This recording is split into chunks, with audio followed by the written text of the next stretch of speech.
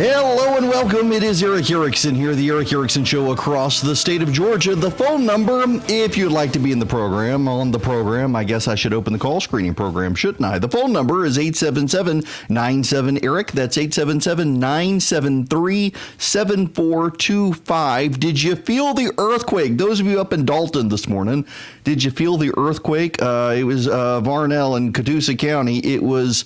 Well, I guess it was 3:10 a.m. Saturday morning. Then there was another one. They were actually teeny tiny earthquakes. Most people would never have felt them up there in the woods and the mountains of North Georgia. Let's see, the Richter scale was on the Richter scale 1.6 on the Richter scale. Not significant enough to matter, but nonetheless, yes, there was an earthquake. Two of them. Up in North Georgia, just north of Dalton, actually, over the weekend. Now, okay, in the call screening program, so you can actually call in now. I am happy, by the way, to take your questions on impeachment today. I assume that many of you have questions about the state of play and procedure with impeachment. I will take those. 877-973-7425 is the number. You can also get me on social media at EW Erickson on Twitter, Facebook, Instagram, YouTube, you name it.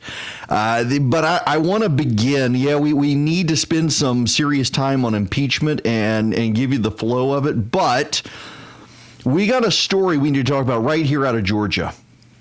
Authorities in North Georgia have arrested 3 men who belong to a white supremacist organization that were plotting to kill a Bartow County couple, overthrow the government, and start a race war.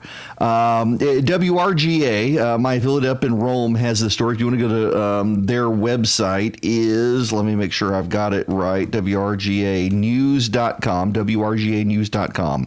They've got the story. The AJC has the story as well. Floyd County Police allege 3 of the members, they call themselves the Base, a violent organization with a substantial presence south of Rome, in the rural Silver Creek community.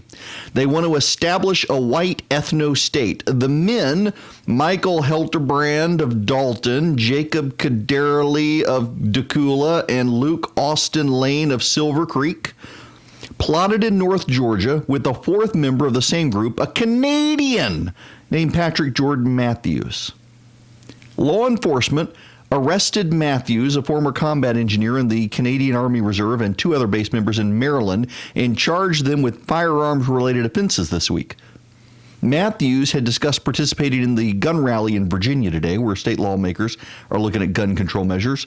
And the rally has drawn support across from white supremacist groups. Oh, here we go. We'll get into the Virginia rally here in a minute. But here's the thing. So the 3 Georgians, again, from Dalton, Decula, and Silver Lake, or Silver Creek, they've been charged with participating in criminal gang activity and a conspiracy to commit murder. There's a 20-page affidavit that the Floyd County Police released Friday. It describes how undercover FBI agents infiltrated the group, met some of the members on the Lane family's property in Silver Creek, participated in shooting drills for what the group called the Boogaloo, or the collapse of the United States and a race war. Lane is identified in an affidavit using the online alias TMB. He was a regular poster on neo-Nazi forums. He described his journey from the libertarian-leaning Republican to radical neo-Nazi. Says he was always a Nazi and never knew it. He used the phrase National Socialist. That's probably why I skipped about in the fringiest circles looking for the truth I knew existed somewhere. Now, Matthews crossed the country. I find this hilarious. The Canadian is an illegal alien, crossed over into the United States illegally. Now, what were they plotting? Well, the 3 up in Halterbrand, Kaderli, and Lane wanted to kill an unnamed couple from Bartow County, a married couple, who they believed belonged to the Atlanta anti-fascists. That's right. They wanted to kill two members of Antifa who they believe lived in Bartow County. This is insane. But can I focus on something real quick here? And so listen.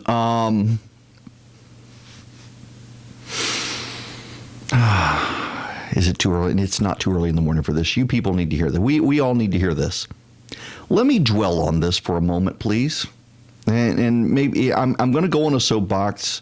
We'll get to impeachment, but I think this is important given this line. Again, if you're just joining us here on the Erick Erickson Show, the WRGA News in Rome and the AJC in Atlanta, they're both reporting that 3 neo-Nazis were arrested. They belong to a radical gang of white nationalists. They have been plotting to kill 2 citizens of Bartow County who they believe were members of Antifa. They have been also plotting to set off a race war and believe that the collapse of the United States is upon us. There is a segment of society, a rather fringe segment of society, I might add, that actually has embraced all of this. But I want to read this line again. This is from the guy. This is from the guy in Silver Creek. Let me get his name right again, just so we can make sure we're all on the same page with these people. Some of you may know him. Luke Austin Lane. Luke Austin Lane. And I got to say, Luke Austin Lane, what's so funny here is you got a bunch of neo-Nazis and they all got black hair. Now, we're black hair and brown eyes. Where are the blonde-haired, blue-eyed Nazis in the mountains? This is Luke Austin Lane, 21, from Silver Creek. I want to read you this quote from him. I was always National Socialist, Nazi, but never knew it. So that is probably why I skipped around in fringiest circles looking for the truth I knew existed somewhere. We have a 21-year-old who described his journey from libertarian-leaning Republican to radical neo-Nazi, and this is how he describes it. I was always National Socialist, but never knew it. So that is probably why I skipped around in fringiest circles, looking for the truth I knew existed somewhere. I can't emphasize this enough. With these 3 young men in North Georgia joining a white supremacist group wanting to set off a race war, preparing for the collapse of the United States and wanting to kill members of Antifa. And they're 25, 19, and this guy, 21 years old, saying that he was looking for the truth he knew existed somewhere. One of the problems we have in this country is the overtaking of American society of moral relativism, and everybody can have their own truth. You can have your truth, I can have my truth, everybody can have their truth. Heck, we've got a bank now merger that's going to take over the Brave Stadium and name it Truist Park. They're not true, they're Truist. Truthy, the Truthy Bank. Truth is now a relative expression in this country, but deep down, every single person knows there actually is a truth. There actually is real truth in the world, and I think we all have an obligation to it. And particularly, I think if you find yourself to be a person of faith, particularly if you're a Christian, you believe your God is the God of truth, and so you have an obligation to truth, even in a crazy, upside-down political world where both sides lie all the time, and we're supposed to just accept the spin as truth when the spin is not truth. We're supposed to find the truth. You got people out there trying to find truth. Everybody has a little voice in the back of their head saying something is true, that there is real truth out there, and you have meaning, and you have purpose. You're not just going to die and live in a grave, be put in a grave in the ground, and the worms are going to eat your body, and that's it. Everybody's going to forget about you. That's not the way the world works. That's the way the world wants you to believe it works, because once the world gets hopelessness in you, the world can take over. But there's actually a real hope out there. I mean, I'm a Christian. I believe my hope is in Christ. I believe that's true. I believe that's truth. I believe he's truth. I believe I have an obligation to truth because I have an obligation to him, and we should pursue it. And every single person on the planet has a little voice in the back of their head whispering to them that there's something more to life. They have a purpose. They have a role to play. And you have these 3 young men, 25, 21, and 19. The 21-year-old has clearly been in search of something. And instead of turning to God, instead of turning to actually truth, he turned to politics, and he started off as a libertarianish Republican. Anything goes as long as he can have a good time and the government stays out of the way. But ultimately, he knew there was something more, and he went in search of truth. And where did he find that truth? I guarantee you he found it on the internet. He found web forums on the internet. In fact, we now know he was writing on forums online. He was looking for a tribe. He was looking for a people to belong to, and that's what he found.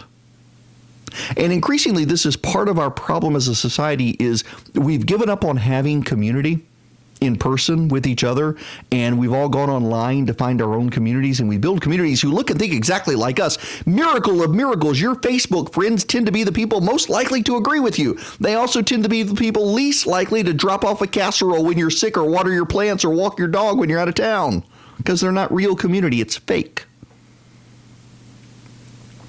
And this guy went online trying to find community and truth, and he found community and truth in the dark recesses of the internet that are there, and then built community out of it, and then found a real community that itself had done the same thing, and they built a real community in the real world off perverted truths from the dark recesses of the internet. This could be your kid, and you don't even know it. It could. I wonder where the parents are for these three. Do the parents agree? Had the parents led them astray? This is becoming a real big problem. And all I can tell you is the thing that, particularly if you have kids, your kids need to understand, and you need to understand, there actually is real truth in the world, and you got an obligation to it. And sometimes it's not convenient. Sometimes it hurts you. Sometimes it doesn't align with your political beliefs. Sometimes it shakes your worldview. But there's real truth out there. The sun coming up, that's true. It is. And you can quibble over the details of actually it's not really coming up. The world is orbiting and rotating, and we're rotating, and the sun's not moving, and that gives the effect. But you know exactly what everybody means, and you can quibble with the truth and the nuances and be argumentative if you want, or you can just accept the truth. And we have fewer and fewer people willing to just accept truth. We have more and more people realizing that there is a truth out there, and they're going in search of it, and they're not finding churches, they're not finding real community, and they're going online, and they're becoming corrupted online. They're believing the lies, and the lies become the truth. Here are three young men in North Georgia who embraced the idea that the country's falling apart, a race war is coming, and they were going to be prepared, and they were going to help start it. Young men who decided that whiteness is what defined them, and who hate other people who are white who don't get defined by their whiteness, because they decided that was where the truth lies.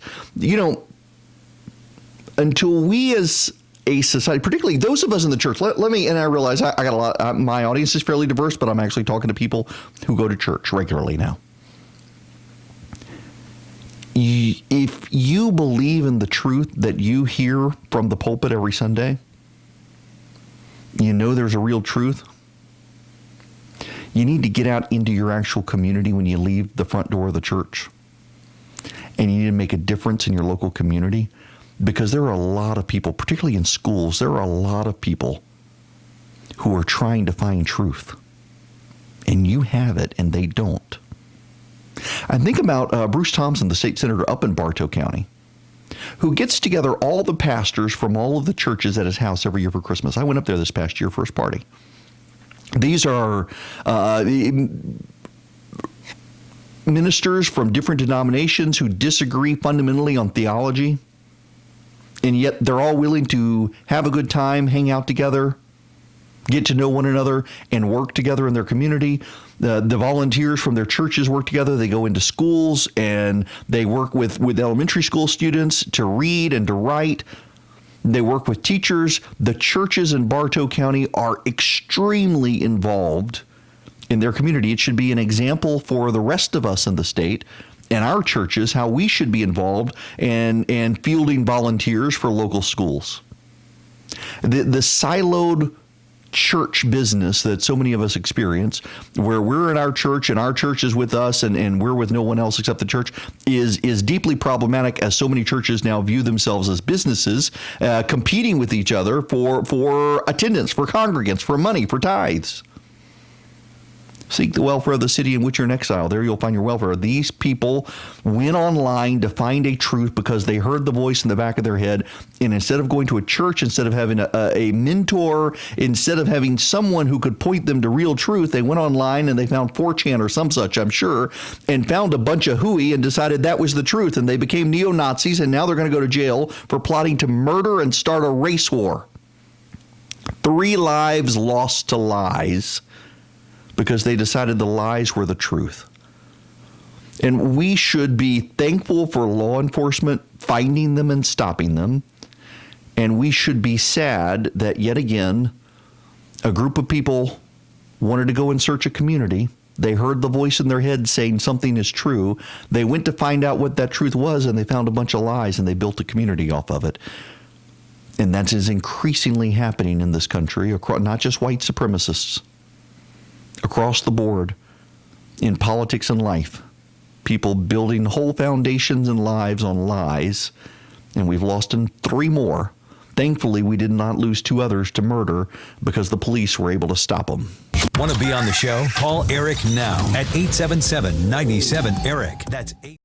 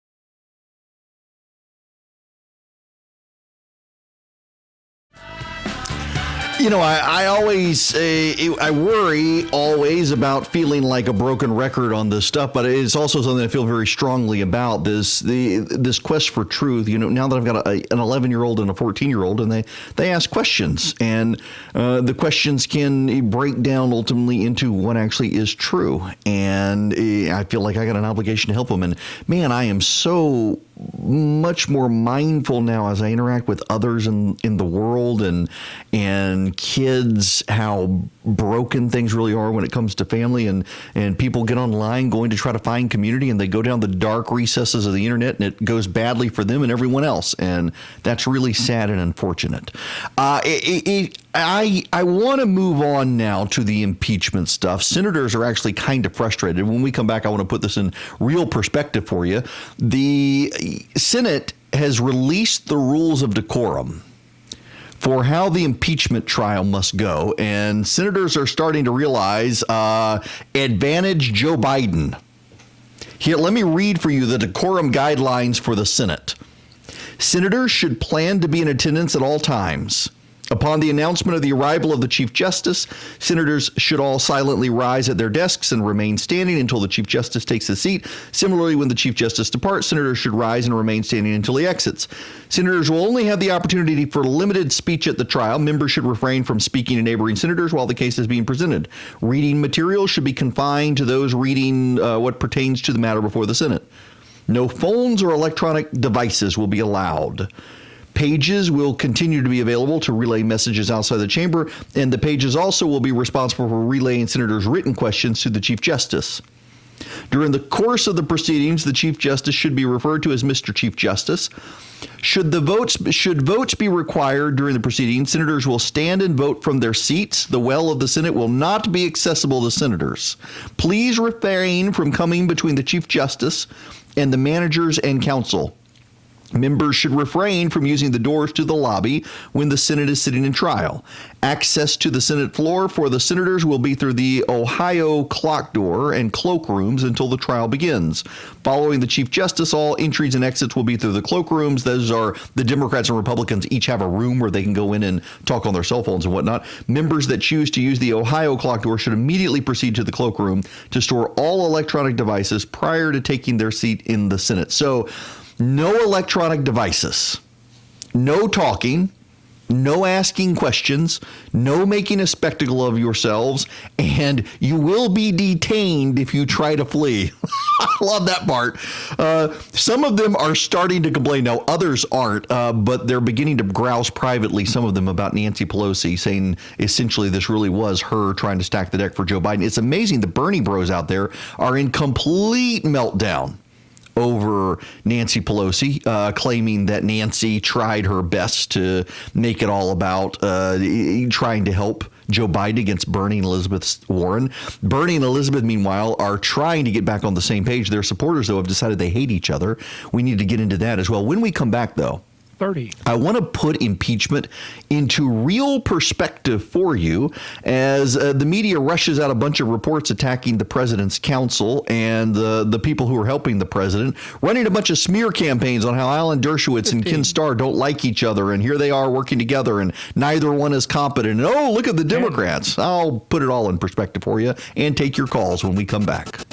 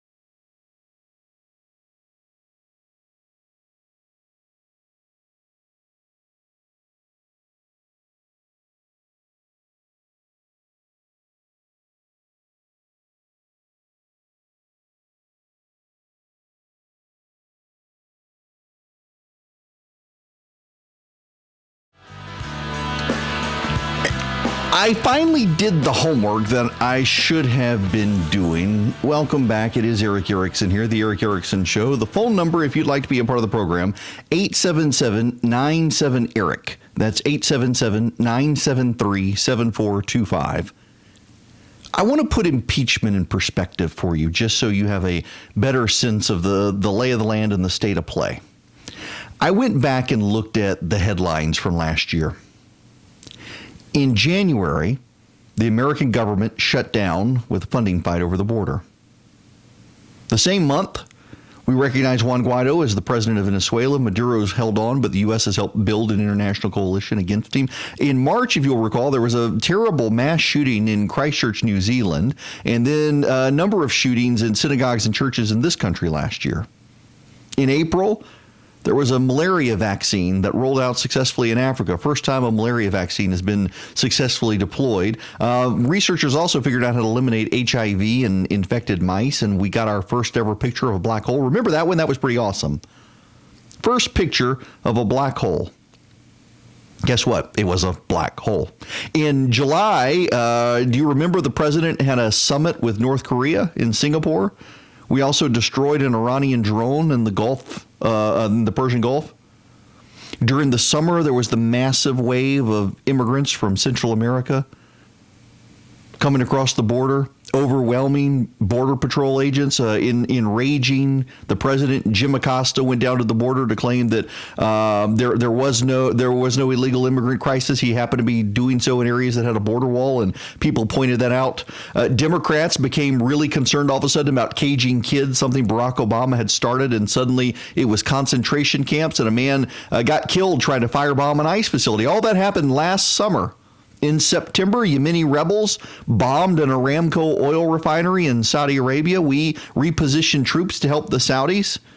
Brazil caught on fire. Greta Thunberg came over on a yacht owned by a prince. She got to New York City, was treated like a celebrity, and then headed back out to sea. Brexit happened and then didn't, and then happened and then didn't, and then they had an election and conservatives swept the field and Jeremy Corbyn put out to pasture, and the U.S. bailed out of Syria. Australia caught on fire. They blamed global warming and climate change until 200 people were arrested for arson, and they weren't all named climate change, and then they dropped that story as quick as they could. The U.S. ended the year with Soleimani. Hey, remember Soleimani, Qasem Soleimani? He was a general in Iran, and we killed him only a couple of weeks ago. We've already moved on from that. The Women's March, all the other marches and protests and police brutality claims and violence in the street and bad actors and hate crimes and all that stuff. Ukraine happened in October. Adam Schiff coordinated with the whistleblower for a month before rolling it out. And then there was impeachment and all this other stuff you forgot over the last 365 days. I go through this timeline of all the events that happened to point out that this is all going to be forgotten. In 4 weeks, impeachment is going to be old news. No one's going to care about it. Everybody's going to move on. We are perpetually distracted. Do you remember the movie Up? Up. It's the Pixar movie about the guy the first 15 minutes of that movie are crushing. My 11-year-old actually told me last week he was very proud of it. He had watched the movie the whole way through and didn't cry. He wanted to, but he didn't. Oh, that first 15 minutes is such a good movie. Up. The old man, if you've never seen it, go see it. The old man has a bunch of balloons, ties them to his house, and he floats away with a little Cub Scout kid, and they land. It's supposed to be in Venezuela, and he wants to go see waterfall, and they encounter Doug the dog. Doug is a dog that has a collar, and the collar around Doug's neck allows the golden retriever to translate his words, his sounds into human language. And he comes up and he says, "Hello, master. My name is Doug Squirrel." And he turns and he's distracted. And Doug will be in conversation. You go this way to get to Squirrel, and would turn and be distracted again. We are Doug the dog. We are all distracted, willing to be distracted, in search of distractions, perpetually distracted. The news cycle runs so fast. What is it, Mickey Kaus? Whatever happened to that guy? The faster feelers thesis that the news cycle runs so much that things that used to be able to shape a news cycle for 90 days now shape it for like 9 minutes. I mean, it used to be that the president of the United States could give a big speech and we would talk about it for a week. And now this president tweets and the whole news media rushes out to chase the tweet. And then he tweets again and they rush the other direction, perpetually back and forth, always distracted. And somehow or another, these people actually think that impeachment is going to matter in 4 weeks when it's over and done with and everybody's forgotten it. We're going to get to November of this year and the president is still going to be president and people are going to be thinking, holy cow, how is it that the media is saying that Donald Trump was impeached? I don't remember him being impeached. I mean, most people, they've already forgotten Soleimani. They've forgotten the Iranian response. They've forgotten Greta Thunberg.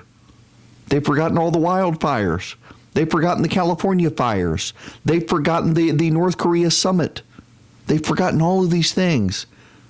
And a lot of the things most quickly forgotten are the things that weren't successful. Impeachment is not going to be successful. The Democrats do not have the votes. And I got to tell you, one of the things that frustrates me here, I am more and more aware of, and frankly it is because I now have a personal connection to it with my children's teacher being called up to go to Afghanistan. Our soldiers are going to go to Afghanistan. Some of our soldiers are going to get killed in Afghanistan. And we have all moved on from the Washington Post story about how the military no longer has a rational, articulable response for why we're in Afghanistan. And Afghanistan itself is another example of this distracted news cycle. Our soldiers in Afghanistan are hostage to the news cycle. It's hard to penetrate and keep people focused on why are we still there? When are we coming home? Why are our soldiers dying for a failed state that we continue to prop up, that continues to collapse, that continues to necessitate us propping it up? When are we leaving? Our soldiers are held hostage to our inability to pay attention. We're going to move on from the headlines when more of them are injured, when there's a Taliban attack. We're going to move on from the headlines of impeachment. Campaign 2020 is going to beckon after all. Campaign 2020 is going to dominate the news coverage. The troops are going to stay in Afghanistan for reasons no one can explain. And squirrel, we'll move on to other stuff. That's just the way it works. And it is unfortunate for our soldiers. It is unfortunate for everybody but the president, frankly, who's going to benefit by people forgetting about impeachment in 4 weeks. The Democrats will have poured all of their energy into this, and the only thing that's likely to happen is that they're going to ensure Joe Biden becomes the Democratic nominee because Nancy Pelosi and Bernie Sanders and Amy Klobuchar and even Michael Bennet, who's apparently still in the race, are going to be stuck in the Senate for the next 2 to 4 weeks handling this impeachment trial. And the only guy, well, you'll have Pete Buttigieg and Bloomberg and Steyer and Yang, but it'll be Joe Biden dominating the headlines on the campaign trail as he and the president are free to campaign, and the rest of these Democrats aren't. And in 4 weeks, everyone will forget all about it and be distracted by something else. That, friends, frankly, is what we're dealing with.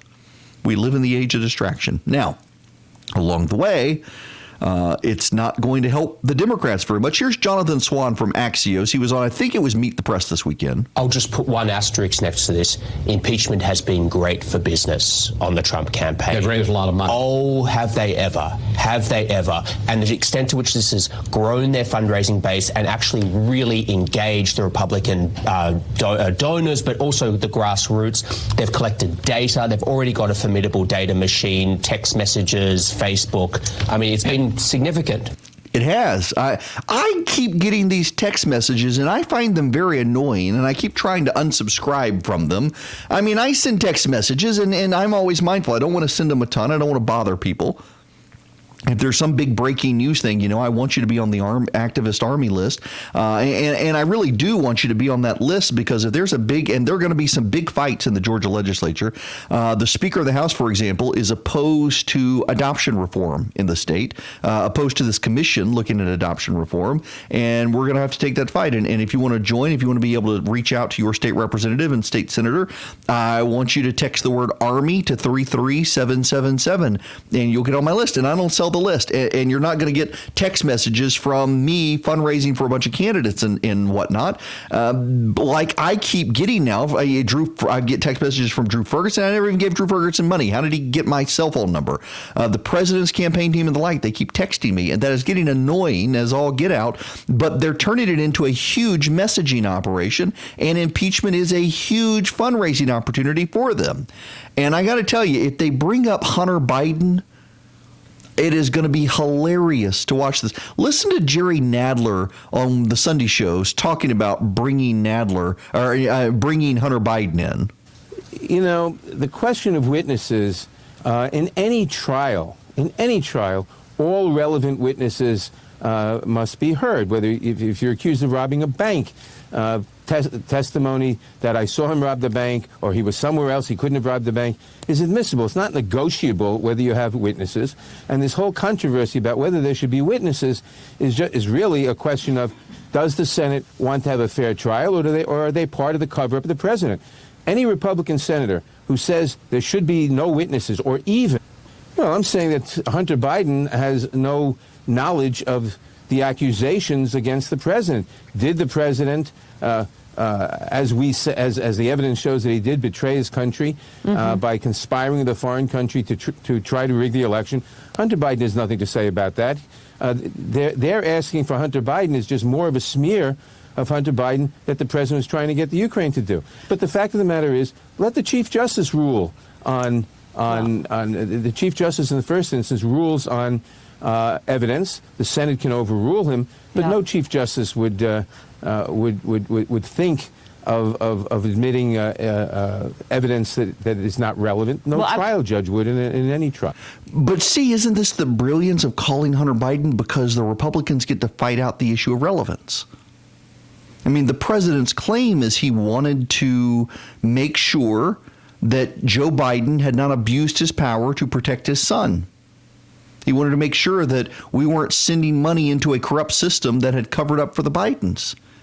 I mean, that whether you buy the excuse or not, that's the president's excuse, and that's directly relevant to why he was talking to Ukraine's president. The fact that Jerry Nadler can't concede that is hilarious.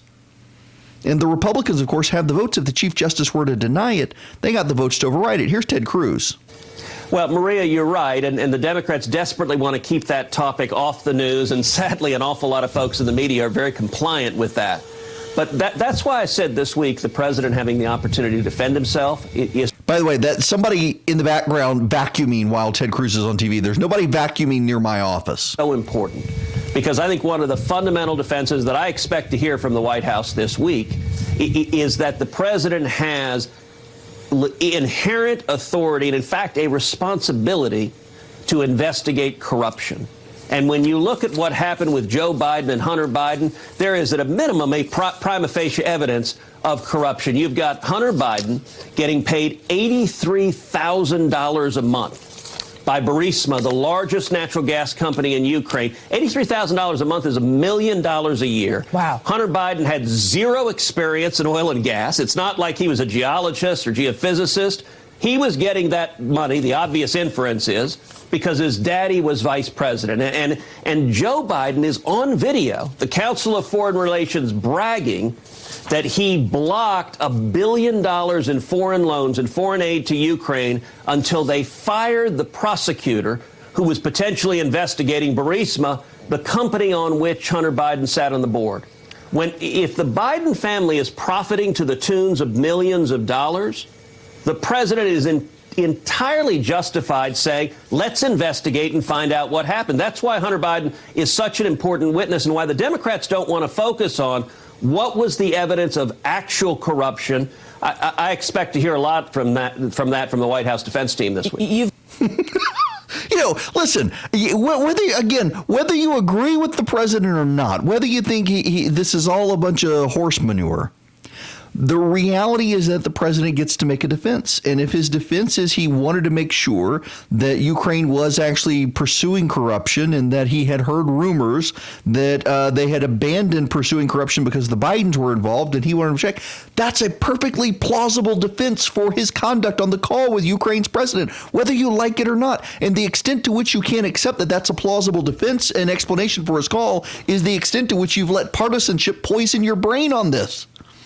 Now, Jerry Nadler, he doesn't want this because he doesn't want to give the Republicans an excuse on this, and he doesn't want the sideshow, and he wants to protect the Bidens because the Bidens thinks to Nancy Pelosi, Joe's going to be the nominee. But the reality is the president gets to make a defense. And Hunter Biden is going to be the fall guy, and you've already got Democrats now behind the scenes saying, bring it on, just let him fall. Take one for the team, Hunter. Let's move on. And that's going to go badly, I think, for Joe Biden. And it's going to soften him up for the president to define him. You know, let's see. Do I have this one clip? Do I have it? Because I saw it and I was going to get it. And then I think I decided not to get it. Yeah, I don't. No. Here it is. This is Donald Trump Jr. on Fox News. And this is why Hunter Biden for Joe Biden isn't going to go over so well. We said we would not do any new international deals going forward. And that's, hey, a big part of why I'm so involved in politics right now is because that's what I did. I did our international deals. Unlike Hunter Biden, we were actually international business people before Daddy got into politics. Okay, Hunter Biden magically becomes an international business the second his father's pulling the purse strings. Okay, that's the difference. Well, now people don't talk about that. They don't want to talk about that. Fund from China. He took that trip on. Imagine Donald Trump Jr. took $1.50 from China after traveling on Air Force One with his dad to go do. Imagine I took $1.50. Yeah, it would be outrage. He's telling the truth. It would. And I think it's fair for the Trumps to point out they were billionaires before Daddy got elected. And Hunter Biden used his dad's fame to get elected. And fairness to Hunter, his dad's only ever had one job, that of a politician. But still, he profited from it in a way the Democrats accused the Trumps of profiting from it. What's fair is fair. They accused the Trumps of this. Now it's time to turn the spotlight on the Bidens. I really do like his opinion on things. Erick Erickson, the information you need and the truth you demand.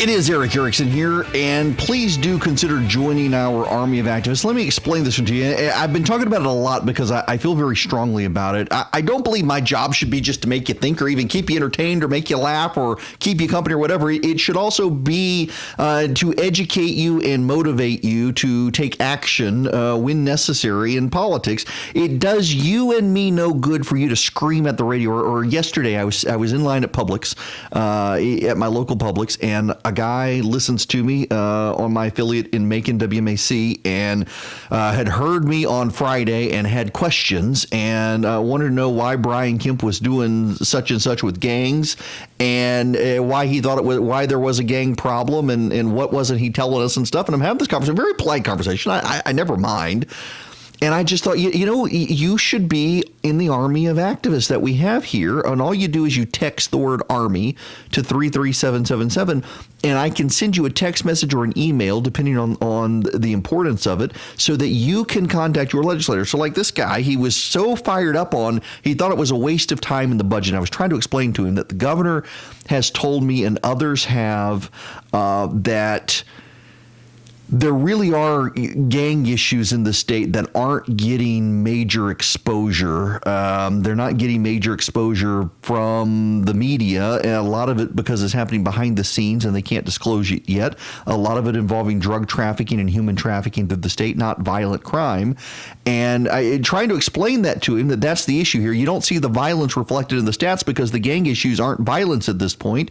They moved out of turf wars into drug trafficking and human trafficking and stuff, and that's where the real problems are. And he first didn't know, but then was suddenly fired up about it on that side, that okay, maybe there's a problem and he should support the governor.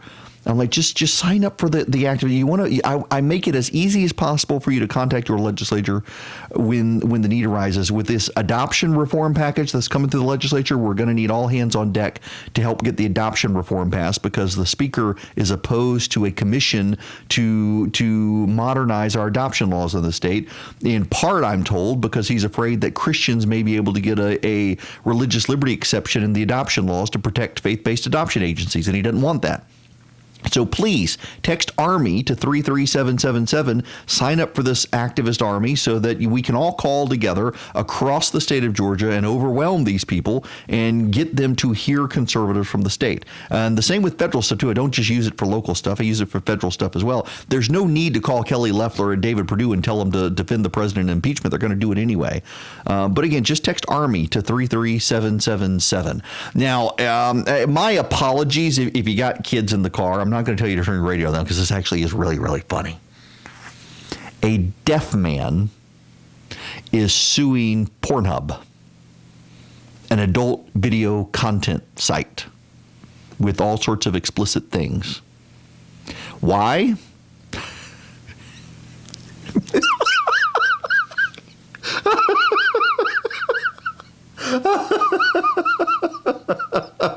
I'm sorry. 30. There's no closed captioning. That's right. The deaf guy is suing the adult film site because they don't have closed captioning. What would the closed captioning say exactly? I'm sorry. I can't. I'm going to get myself thrown off the radio.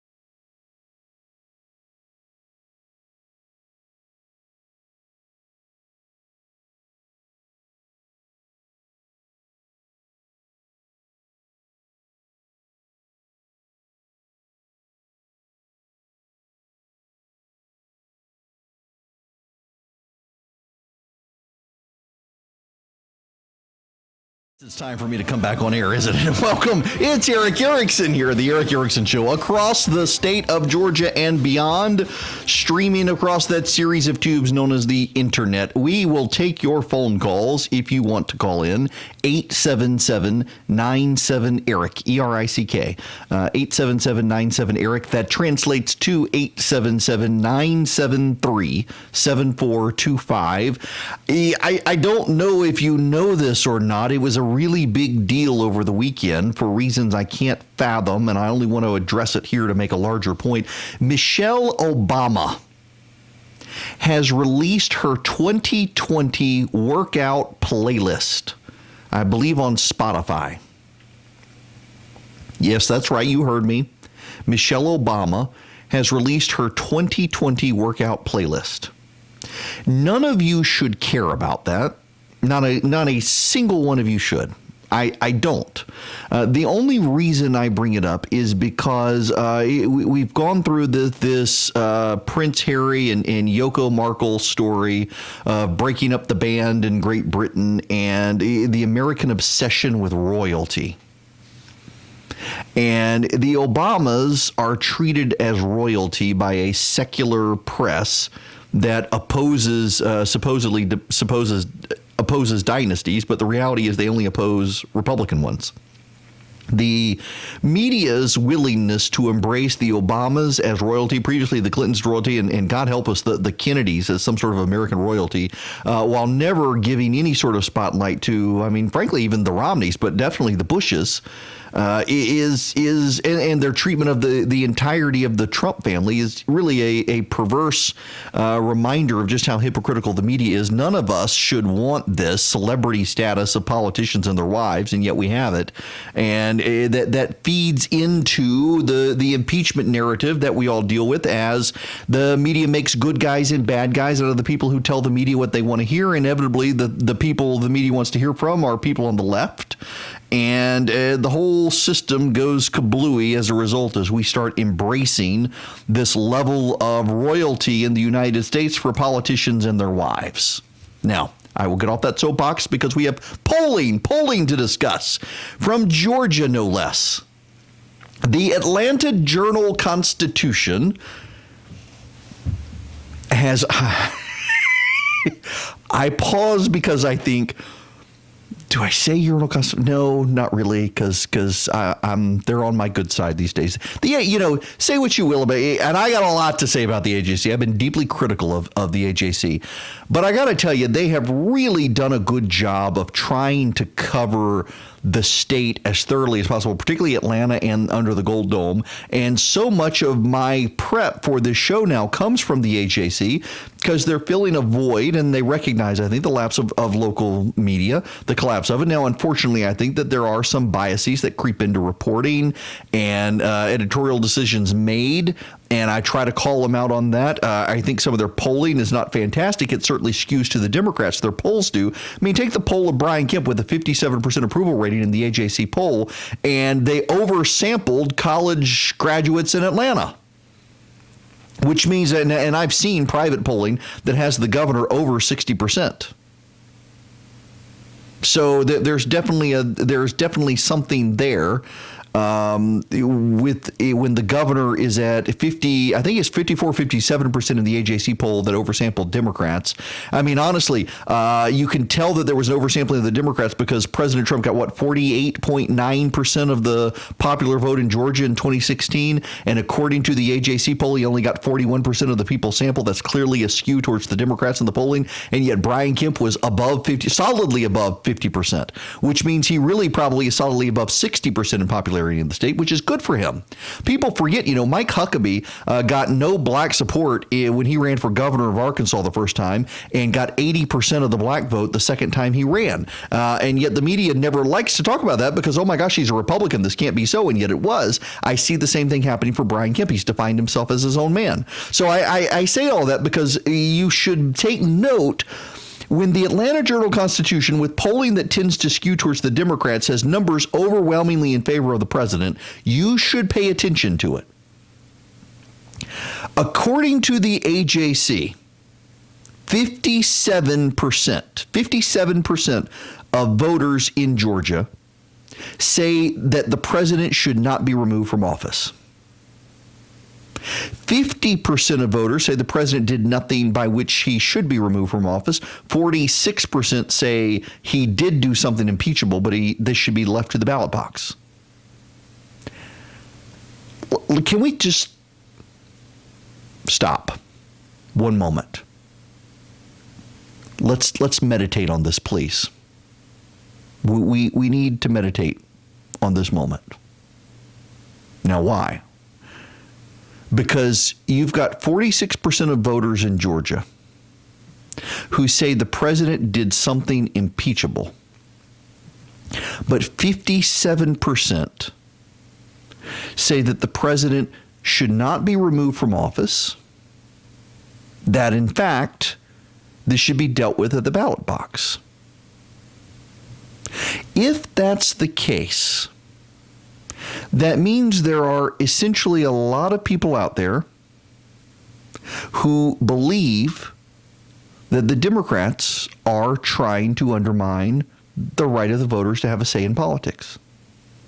See, I would submit to you, I would argue this point with anybody. But I'll throw it out here to you. And if you disagree, feel free to call me.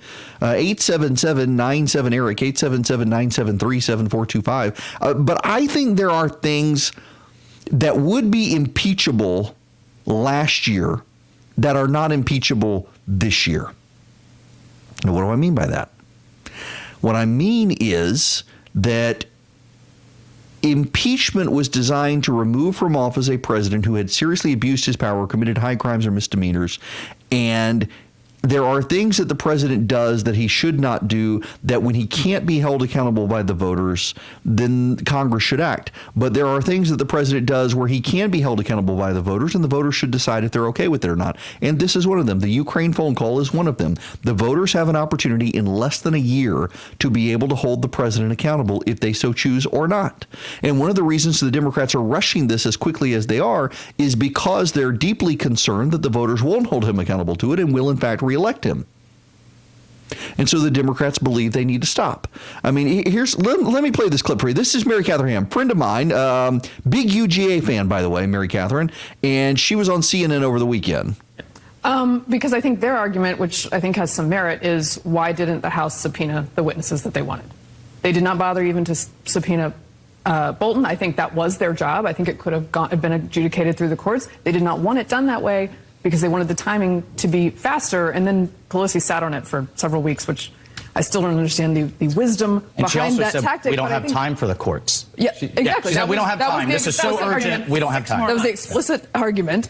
As far as bringing this as an impeachable event, I think it doesn't have to be a crime. The House can make a calculation on that. I think it is wiser to be a crime lest you bring down the bar too low, and that's why I think you're seeing pretty stagnant in the polls when it comes to removal. Yeah, in fact, removal is now ahead of throwing him out of office in the polling. Here's Ana Cabrera on CNN to Maxine Waters. Man, Maxine Waters is a piece of work. Let me move to the second article, obstruction of Congress. The president's team points out that Democrats did not try to force and enforce the subpoenas in court, and they write to the contrary. When one subpoena recipient sought a declaratory judgment as to the validity of the subpoena he had received, House Democrats quickly withdrew the subpoena to prevent the court from issuing a ruling. And that's true, right? Democrats withdrew the court subpoena for Kupperman, for example, and never even subpoenaed Bolton, who Democrats say is such a crucial witness now. Was that a mistake? No, it was not a mistake. The Congress of the United States and the House of Representatives have not only subpoenaed, they have requested, they have asked for voluntary efforts on behalf of those that they would like to have come before the Judiciary Committee and give their statements and to tell what they know about what is going on. And so whether it's a subpoena or it's a request, or whether or not the Judiciary Committee has reached out to all of those people that we think have some role in this, we have done our work. We have done what is necessary. And but Democrats have not kept it going through the court process. The court process is extremely slow. For example, I have subpoenaed information from Deutsche Bank about the finances of the President of the United States. And we have gone through the lower courts. We have gone through the Court of Appeals. We are not getting heard until March. The Supreme Court will hear my subpoenas in March. The court takes its time. Right. Except you could ask for expedition because of impeachment. Responding. And so I think we have moved in a very credible way to get the information that we have needed. The president has blocked that. The president has used his so-called executive power to intimidate, and he has not allowed the witnesses to come forward. And so he's obstructed the Congress of the United States. He has obstructed justice. I know there are Democrats listening to this nodding their head, but it's simply not true. If facts matter and truth is true, that's not true, and that's not a fact. In fact, when the House went to the federal district court in Washington D.C. and said, "Hey, we want to subpoena Don McGahn, and it's related to impeachment," the court sped the process up. It was a week. They said he had to, and then the McGahn team wanted to appeal, and they gave him 2 weeks to appeal and said, "This is about impeachment. You got to get a move on. You got to hurry up and make your appeal." And then the Democrats dropped it. It is extraordinary to have the entire matter dealt with in less than 30 days in a federal court, and yet it was possible. It was possible. And you establish the precedent that for impeachment you do this, and then suddenly it makes all the others even more expeditious. But they didn't want to do that. They didn't want to do it. They chose not to make that fight. And now they want the Senate to do their job, and it's showing in the public polling. I mean, for God's sakes, here in Georgia, you got 57% of the public wants this done with, wants the president to stay in office, and wants to deal with it at the polls. And this is a state the Democrats have tried to get. By the way, the relevance here is that Georgia is not a swing state. You've got the Mason-Dixon polling, a highly credible pollster with a good sample in Georgia of registered voters, saying that the president leads all of the Democrats. He leads Joe Biden by 7 percentage points. He leads Elizabeth Warren by 14 percentage points. It's a well-sampled balance, unlike the AJC that skewed towards the Democrats. This one's more balanced and more reflective of what happened in 2016. It only slightly goes to the Democrats with registered voters. That's really good news for the president. On top of that, you've got 57% of voters in this state do not want the president removed from office. That's really good news for the president. And the Democrats screwed this up completely. Here's Sarah Fagan, in ABC News' political person, talking about this on This Week with George Stephanopoulos. Having said that, let's sort of consider, though, the politics of the presidential election. And the president having had so much thrown at him since being put in office. And we see his favorable rating going up during this impeachment. And yes, there may be a few Republicans who have challenges, but there's going to be a bunch of Democrats who have challenges as well. Because we're assuming that these witnesses are going to be one-sided, that we're only going to have the president's witnesses, his staff. Republicans are not going to allow witnesses, the Democrats to select witnesses. Correct. It's going to be a spectacle designed for TV in which senators will play only a very limited role, and that's bad for them. Frankly, it's probably good for the country to not have the Democrats showboating during impeachment. And it's really good for the president that the polling now actually pretty decisively shows people just want to deal with this at the ballot box. It's time to move on. Nancy Pelosi holding on to impeachment. Despite all the media fawning about what a strategic genius she was, turns out she wasn't. Erick Erickson gives you the information you need and the truth.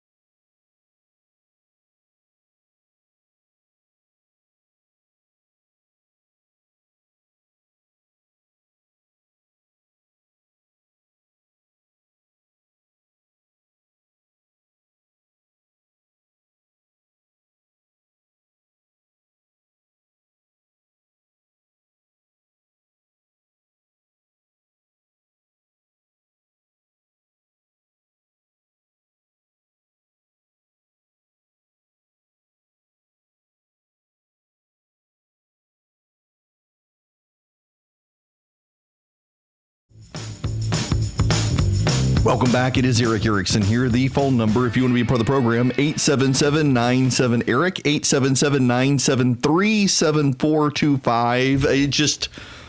I'm going to give you all a laugh at my expense. So I was in Atlanta last week. Normally I broadcast this show from a studio in Macon. We, by the miracle of the internet and satellites, get it to my flagship in Athens, and from there it's distributed to every corner of the state. Radio stations all over the state of Georgia airing the show. Well, there's one that airs in delay and the rest of them live. But I had to be in Atlanta last week, and I was up there Wednesday evening, and then on Thursday interviewed the governor. Thursday night, my friend Ginger Howard, who is the RNC committee woman for Georgia, she's running for re-election for that post, and I emceed an event for her. And then had a lunch on Friday, and I had to do an interview on Saturday morning in Atlanta. So I just got a hotel room and I stayed. And so a friend of mine and I decided, he was in a hotel on Friday as well, we were going to go out. So we went. There's a fantastic restaurant up in Roswell, Georgia called Table and Main. It is my favorite restaurant in the state. I absolutely love it.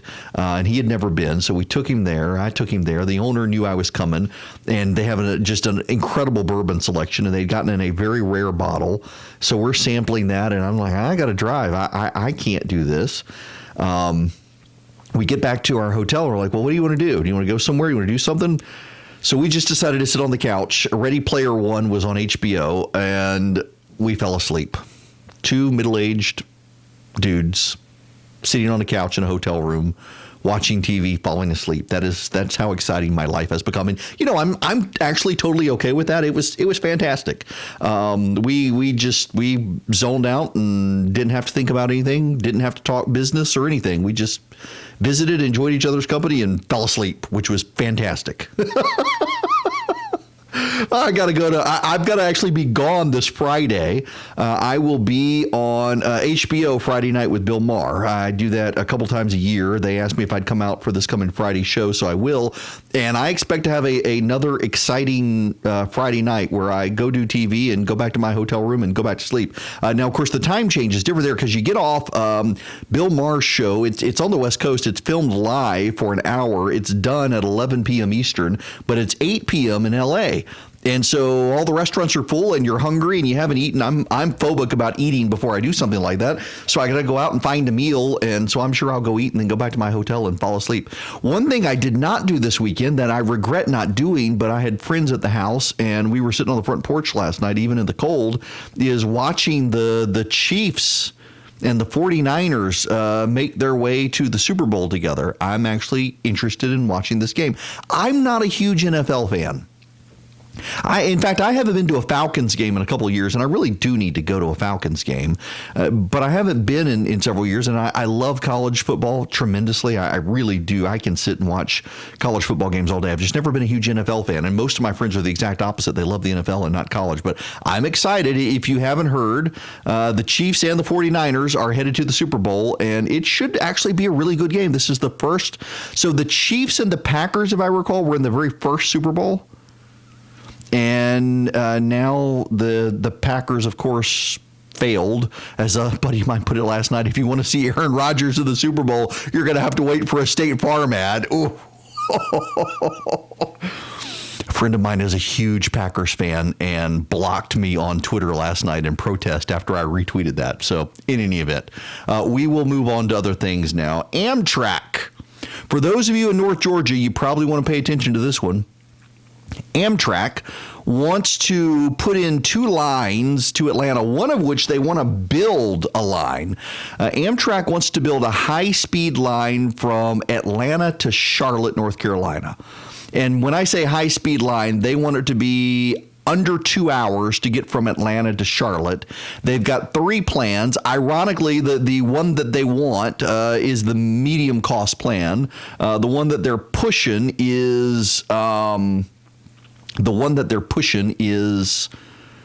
the one where they build their own line. It would go up through Gainesville and Clarksville and Toccoa and Clayton and cut through that way through the mountains. They would buy the land and build themselves their own high-speed rail line. But the latest addition is to Nashville. And they essentially want a line on a CSX line that goes up 75 from Atlanta to Nashville via Dalton and Chattanooga, and then cuts over through the mountains to Nashville. Here's the thing. It takes me from my house in Macon. It takes me under 5 hours from Macon, Georgia, to drive to Nashville through Atlanta traffic. From Atlanta, it's a 4-hour drive to Nashville. It's not a bad drive. I've done it a number of times. Russell Moore and the Ethics and Religious Liberty Commission folks have me up to Nashville every once in a while for stuff, and I go up there. 30. The train ride would take 6.5 hours minimum to go from Atlanta to Nashville. It would take less time to get on a Greyhound to go from Atlanta to Nashville than it would to take this train ride. Who in God's name thinks this is a good idea other than a government subsidized railroad? It's crazy.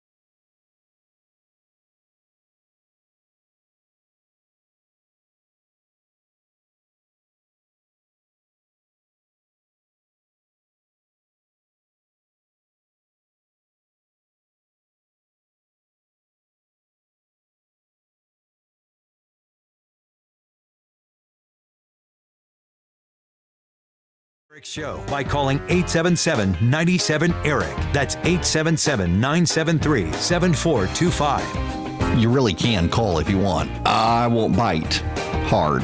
I am still hung up on this Amtrak story, and there's other stuff I want to get to, but is this not the height of government arrogance with a subsidized national train company that wants to put in a train line from Atlanta to Nashville that will take longer to get there by train than by car? And of course, if you listen to the Amtrak people, well, they'll say, oh, but road congestion between Atlanta and Nashville is increasingly going to make that 4-hour trip. Hang on, I want to see right now. Hang on.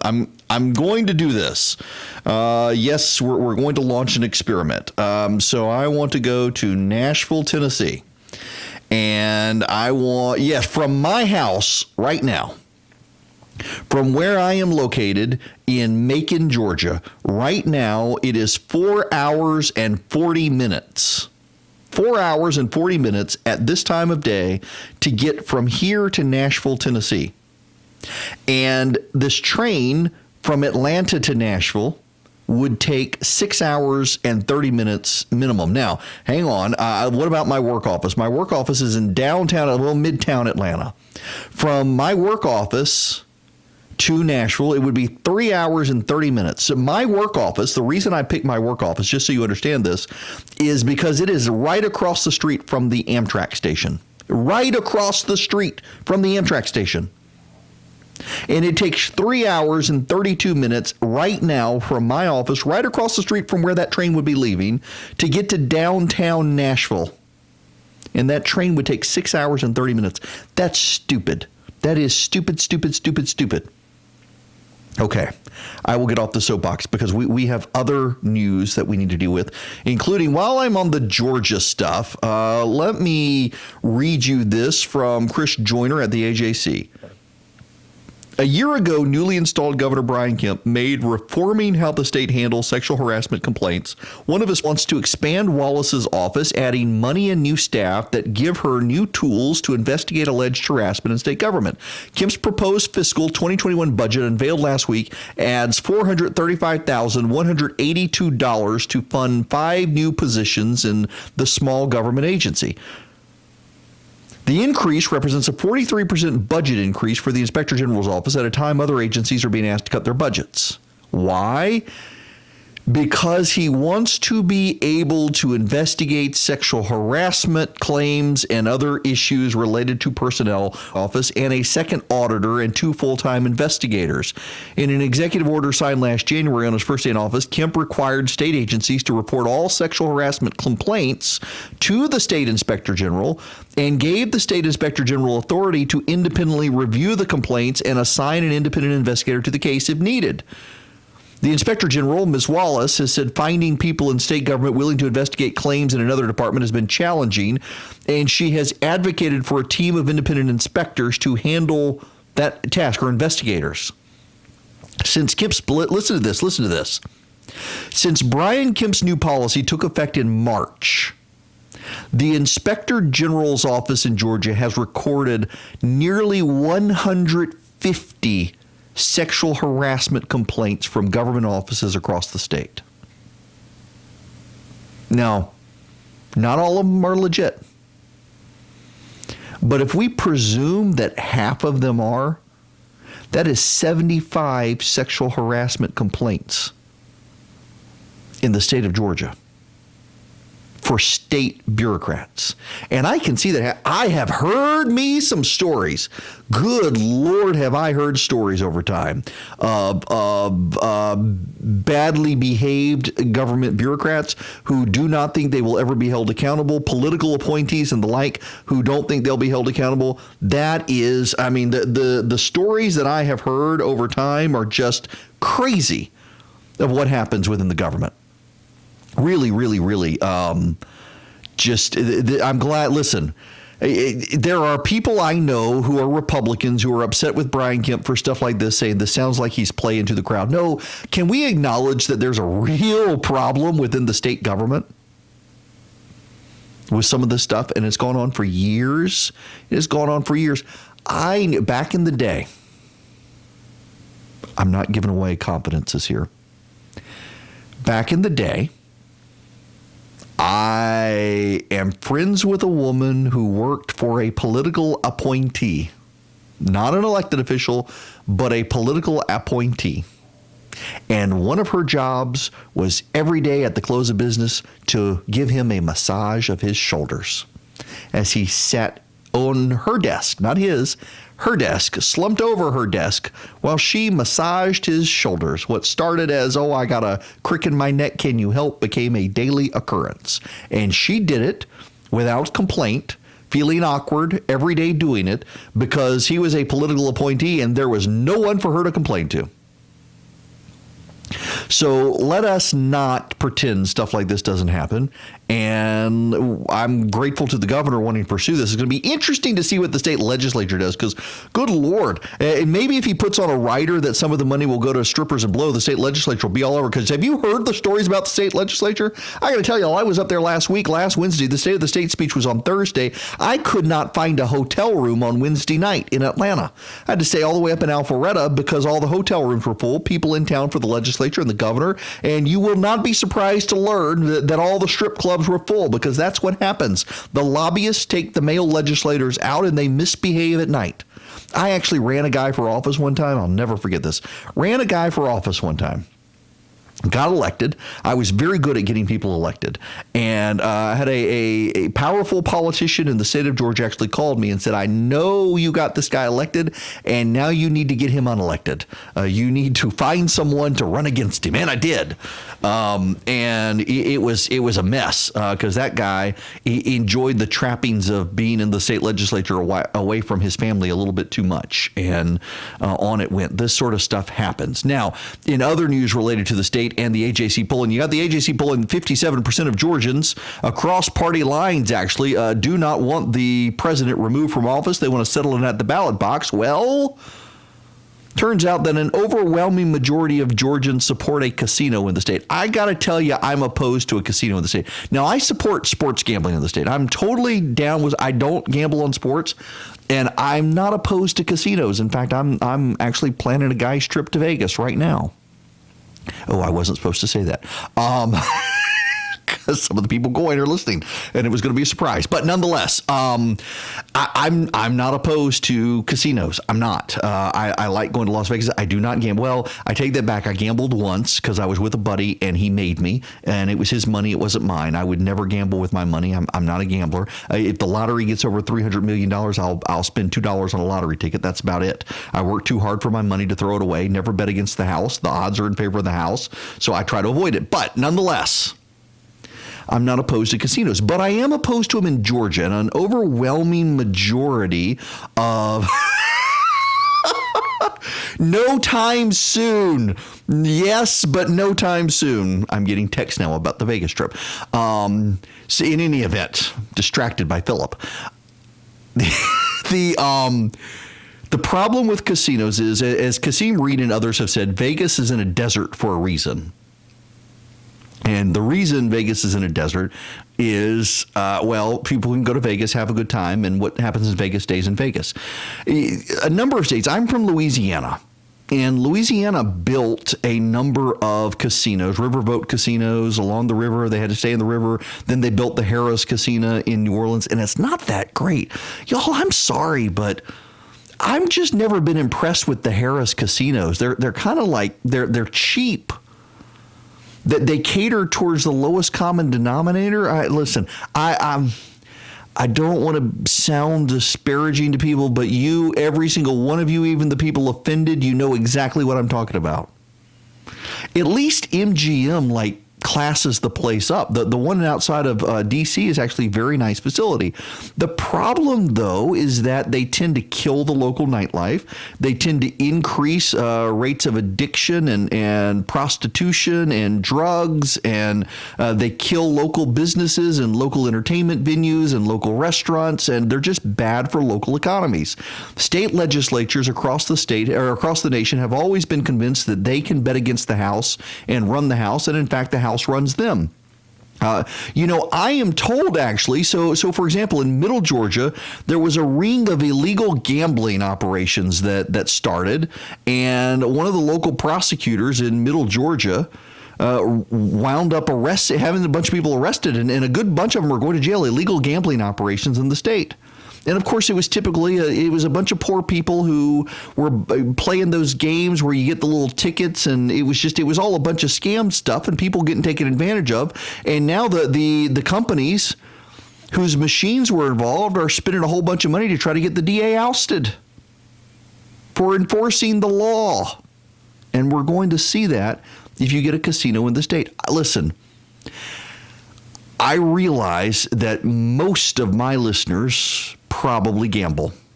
And the AJC says something like 70% of voters are in favor of having a casino in the state. And I'm telling you, just because you want it doesn't mean it's a good idea. And there is plenty of data out there that highlights just how damaging it is to local economies and families and everything else. I'm not going to browbeat you in it because I would be somewhat of a hypocrite, because I don't mind going to casinos in Vegas. Gambling is not my thing, but there's so much more to do. But that's kind of the problem with building one, particularly if you were to build it in Atlanta or Savannah. Think of the local venues in Atlanta that would be hurt by a casino, because the legislation as pending would require that it have an entertainment venue and a certain portion of its revenue come from entertainment. Well, that would kill the Fox. If you've never been to the Fox in downtown Atlanta, it is a beautiful, beautiful venue for music concerts and performances. And a casino would be the death of the Fox. It would be the death of the Verizon Amphitheater in Atlanta. All sorts of these venues that musicians go to would now go to this casino. And then there's the restaurants. I'm a foodie. I love restaurants. I love going to Roswell. You go to Table in Maine, go to Osteria Matone, go to Salt, go to Rouge, go to Little Alley Steak in Roswell, Georgia. Fantastic row of restaurants there. The casino would kill that business as well, because a certain portion under the state law, a certain portion must come from food and beverage. So they would up their game on that. I got to tell you guys, I'm not opposed to a casino, but here in the state of Georgia, I am absolutely opposed to a casino in the state. Go to Cherokee. I don't care. Go to Cherokee. I know people go to Cherokee. We've got flights that come into Macon now, charter flights that fly people down to Biloxi to casinos there. And I'm okay with that. If you want to go, go. I'm very NIMBY on this issue, not in my backyard. But I'm not opposed to sports betting in the state. And the majority of residents in the state are okay with sports betting as well. And I suspect that could be a compromise there. Allow sports betting in the state, but not the physical casino in the state. And in so doing, what you're doing is you're allowing people to go to the TP or to Mercedes-Benz or to State Farm Arena. And while the Hawks are playing, the Falcons are playing, or the Braves are playing, you can place bets on games. I've got a ton of friends who do sports betting. I am not enough into sports to do that. I've got a buddy of mine who works with me who he does it, is good at. I would literally lose more money there than sitting at a blackjack table in a casino. I don't understand it. I don't understand any of it. But I've got a ton of friends who do it. And they do it on a regular basis, and they do it online, and might as well let them do it at the venues. It would be an extra attraction at those venues that would keep people coming. It would be different enough from a casino, because with a casino, they're building in other venues into the casino that deprive business from local businesses in Atlanta. Why is it that our legislature seems almost ritualistically willing to scuttle successful business in Georgia by attracting business from out of state? Whether it's a casino or a Fortune 500 company, our legislature, Republicans and Democrats together, are really brilliant at decapitating local Georgia businesses by bringing in outside competitors with state funds and propping them up. And that's exactly what would happen with the casino. And that is one of the many reasons I'm opposed to it. But again, the polling it shows that everybody supports it. I am in the minority when it comes to having a casino in Georgia. What I find very interesting is that the poorer you are in the state, according to the AJC polling, the poorer you are in the state, the more likely you are to want a casino. Ponder that. As both sides target Georgia for 2020, Erick gives you the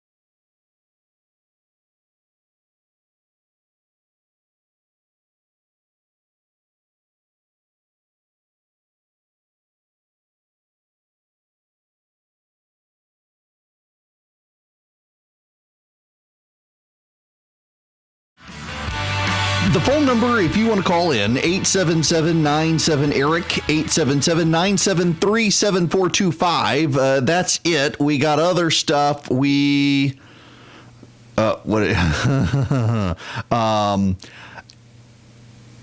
other stuff to talk about. Trading messages with colleagues who are listening on delay, so they still think I'm in commercial break. I am not in commercial break. And we got to move on. Part of the issue moving forward with the governor's agenda is going to be the adoption fight.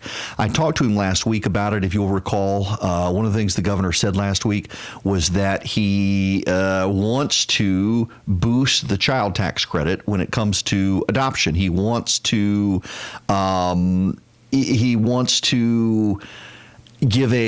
to raise the, what am I trying to say here, the credit from $2,000 to $6,000. That's what it is. And he also wants to lower the adoption age.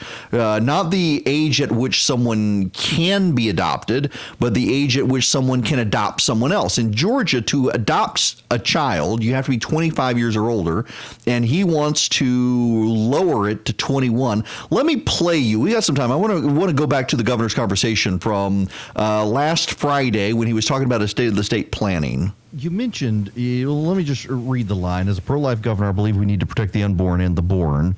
We have to defend those in the womb and then champion those when they leave the delivery room. Incredibly sad how many children are abandoned in our hospitals, hundreds every year, living, breathing babies discarded, forgotten, innocent, full of potential, now wards of the state. We've talked about this in the past. You were at the Clark's Christmas Kids fundraiser for foster kids. We've got a lot of kids who are wards of the state, and adoption continues domestically and internationally. The costs just continue to spiral out of control, taking a lot of people out of the market who could adopt. Well, when I got back down to the office right after I finished my speech and shook a few hands, I picked my phone up. One of the first texts I had was from an individual that him and his wife are going through the adoption process right now. And he said, "I'm so glad y'all are taking this up." He said, "I've been so frustrated." And I think he actually saw a post that Jeff Duncan had posted after the Eggs and Issues breakfast, saying he was going to support us in our efforts, which I certainly appreciate and never doubted that. But he was like, "I'm so glad y'all are taking this on. My wife and I are going through this right now, and it's so frustrating." And that's what's happening out there. There was a lot of really good work that got done 2 years ago, as I mentioned in the speech today, thanking Governor Deal and the legislature. But there's more we can do to reduce the costs, reduce the red tape, and make it easier for these kids to get adopted and make it easier on the parents to adopt them. But we still have a lot of work to do in the future as well, which is why we're going to do the commission. So two of the proposals, the triple the adoption tax credit from $2,000 to $6,000, and also lower the age at which you can adopt from 25 to 21. Which just gets more people into the system to make them eligible to adopt. And then the way the tax credit's going to work, it's going to happen in the first few years of the adoption. So that'll allow people to help offset some of the upfront costs, and then it'll go back to the tax credit that's already in there now, the $2,000, until they become of legal age.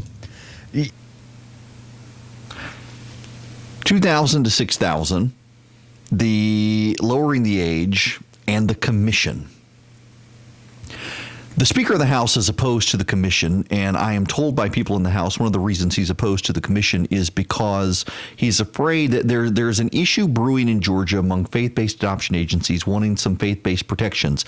There have been several attempts around the country now to shut down faith-based adoption agencies because the faith-based adoption agencies only adopt to either people within their religious denomination or only allow married couples to adopt. Heterosexual married couples. And gay rights activists are opposed to that, and they don't want legislation protecting these faith-based agencies, and the Speaker of the House is opposed as well, from what I'm told. He thinks that this commission could be run away with conservative interests, which is somewhat crazy because what you got to have happen is have a commission to sit down and really look comprehensively at Georgia's adoption laws, because we haven't in a very long time. This is going to be the fight this year. And I hope you're willing to text the word Army to 33777 and become an activist and be willing to light up your state house and state senate member over this issue when the time comes, because I believe very, very strongly that if we are to improve the situation in foster care in the state, we have got to improve the efficiencies by which people can adopt kids in the state. The foster care system needs help. The adoption system in the state needs help. It needs the legislature to actually sit down. And, I would propose the same thing on the film tax credit, by the way. Set up a group, look at it this year, and report back for session next year. Take it out of the election year where everybody's trying to set themselves apart in the election, and deal with it next year when there's not an election. Give us a year to study it, and then make up some decisions, make up some minds. And they don't want to do that. I think this commission is the way to try to neutralize some of the issues. They should do it. Heck, let the speaker appoint a couple of people who can sabotage the agenda of the faith-based adoption agencies if he wants, but set up the commission and get it done. And I hope you're willing to speak up on the governor's behalf on this. We need a comprehensive look at adoption in the state. It has gotten very expensive and very bureaucratic to adopt a child in the state. The phone number here, 877-97-ERIC. We'll be back.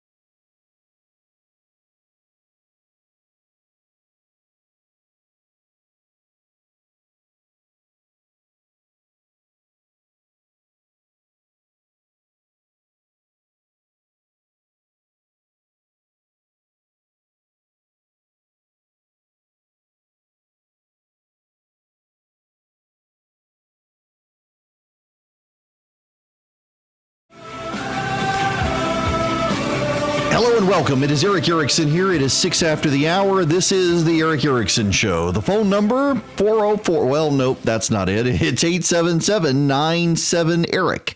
877-973-7425 is the phone number. And I want to talk about Virginia right now. A buddy of mine is actually texting me pictures from on the ground in Virginia right now. Massive protest, or rally, I should say, in Richmond, the state capital in Virginia. And they are there to defend their Second Amendment rights. The legislature considering a host of gun restriction measures. The overwhelming majority of counties in Virginia have passed gun sanctuary legislation, sanctuary counties and sanctuary cities where they will not enforce what they believe are unconstitutional gun control measures, confiscations, and things like that. The media, particularly NBC News, seems willfully intent on distorting what is actually happening there. I want to play for you a video. This from Gabe Gutierrez, an NBC News reporter. And I want to play for you the audio and see if you can hear what's going on.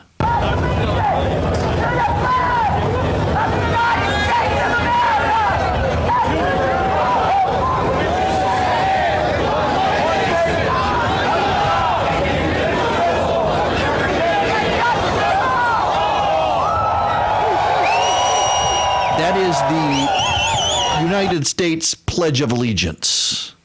The crowd is saying the Pledge of Allegiance. And Gabe Gutierrez, reporter for NBC News, is tweeting chants of "We will not comply" from gun rights protesters in Charleston.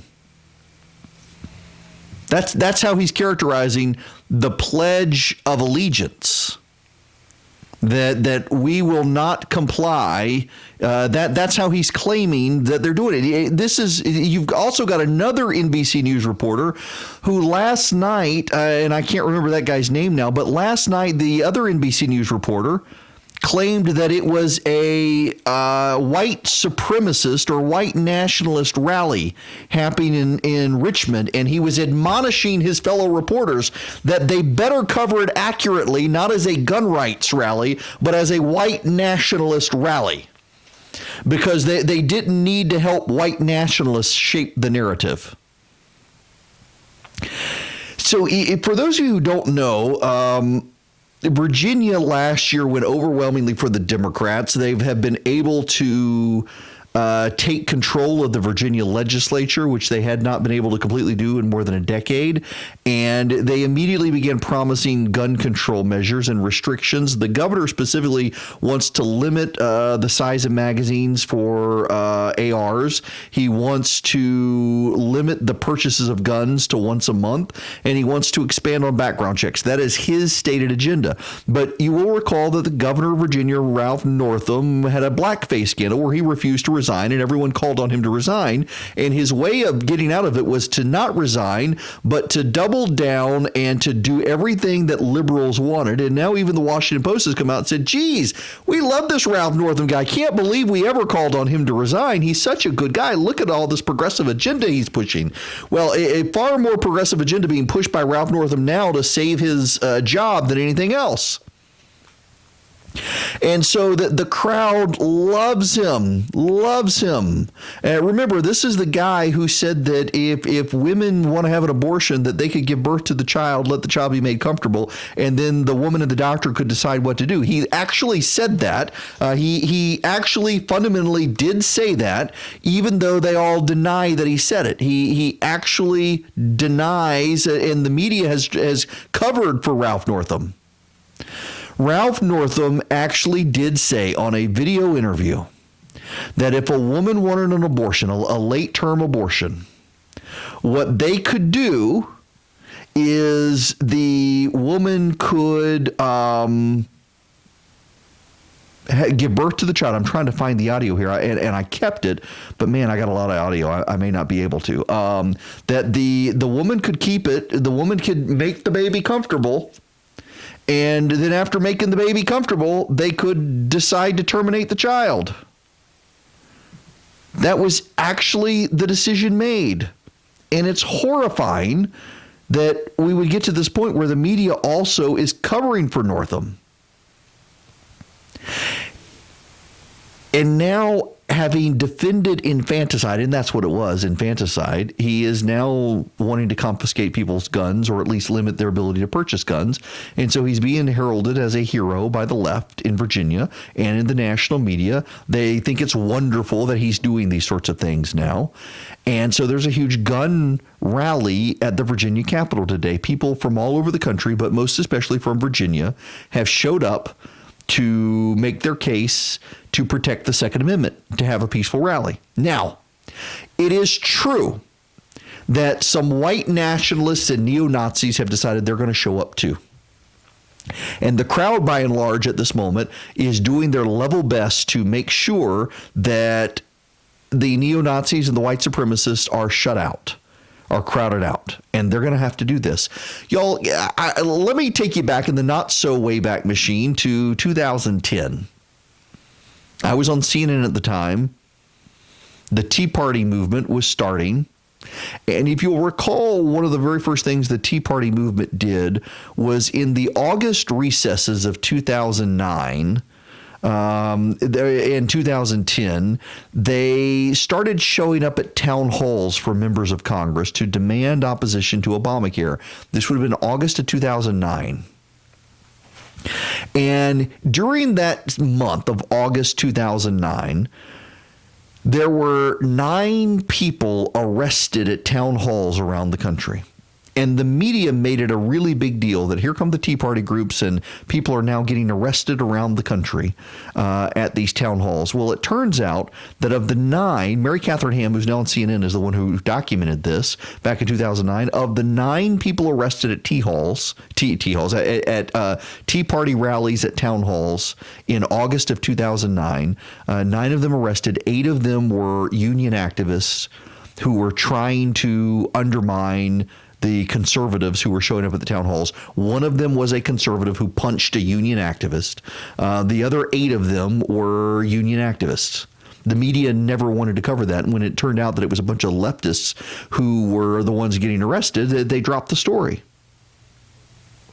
And now we're seeing the same thing happening in Virginia, where some neo-Nazis and white nationalists are going to try to co-opt the rally. And so NBC News supporters are willfully trying to call this a white nationalist rally. And willfully, I mean, I played you the audio. You can clearly hear the people saying the Pledge of Allegiance. And yet here's an NBC News reporter saying, oh, these are people chanting, "We will not comply. We will not comply."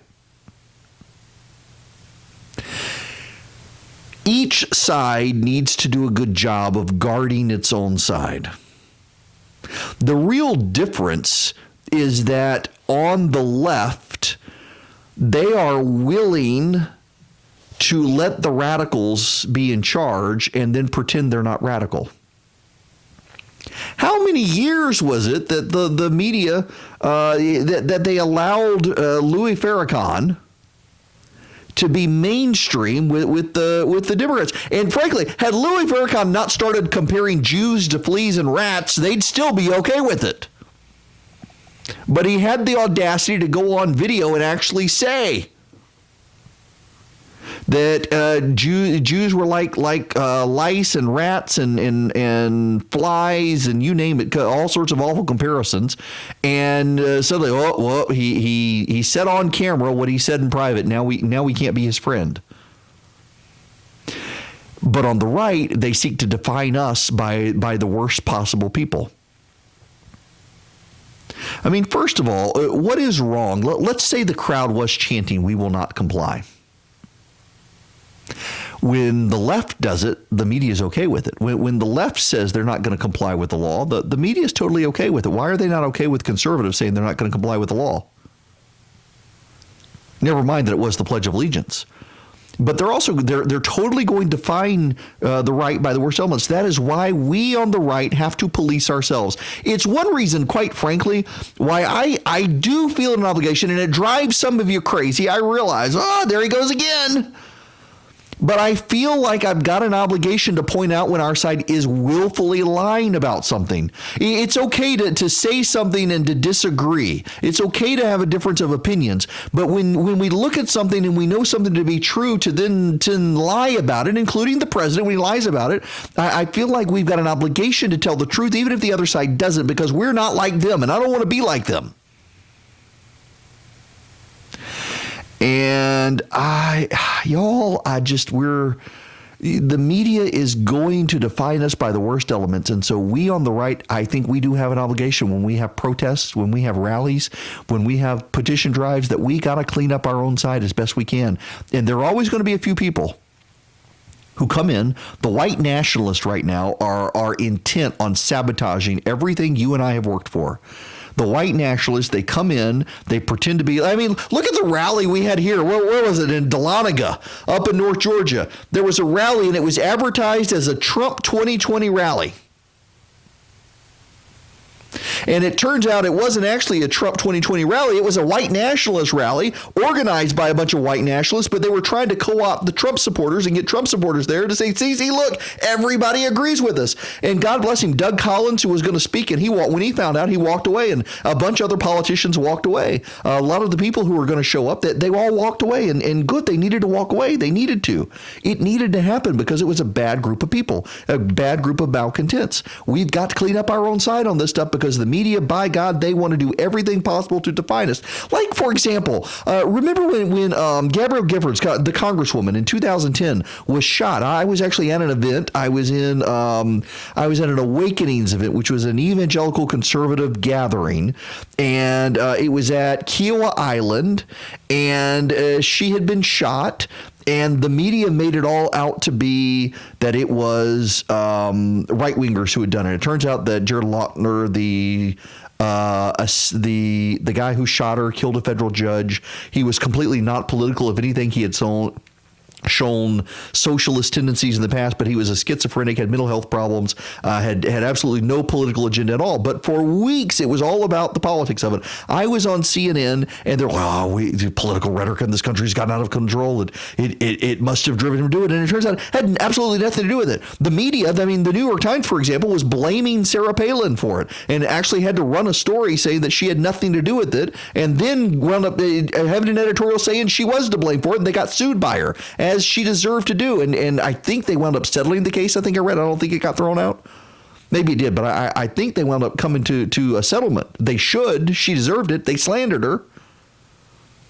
The media loves to blame everything on conservatives. The media loves to blame everything on the right. The media loves to find the one person holding the Confederate battle flag at a rally for the Second Amendment and say, look, it's the Klan. It's the Klan. And what you and I have to do is we got to stand for truth, and we got to hold our side accountable, and we got to show that we are cleaning it up. And you say, well, it doesn't matter because the media is not going to cover that. But people find out, and people know.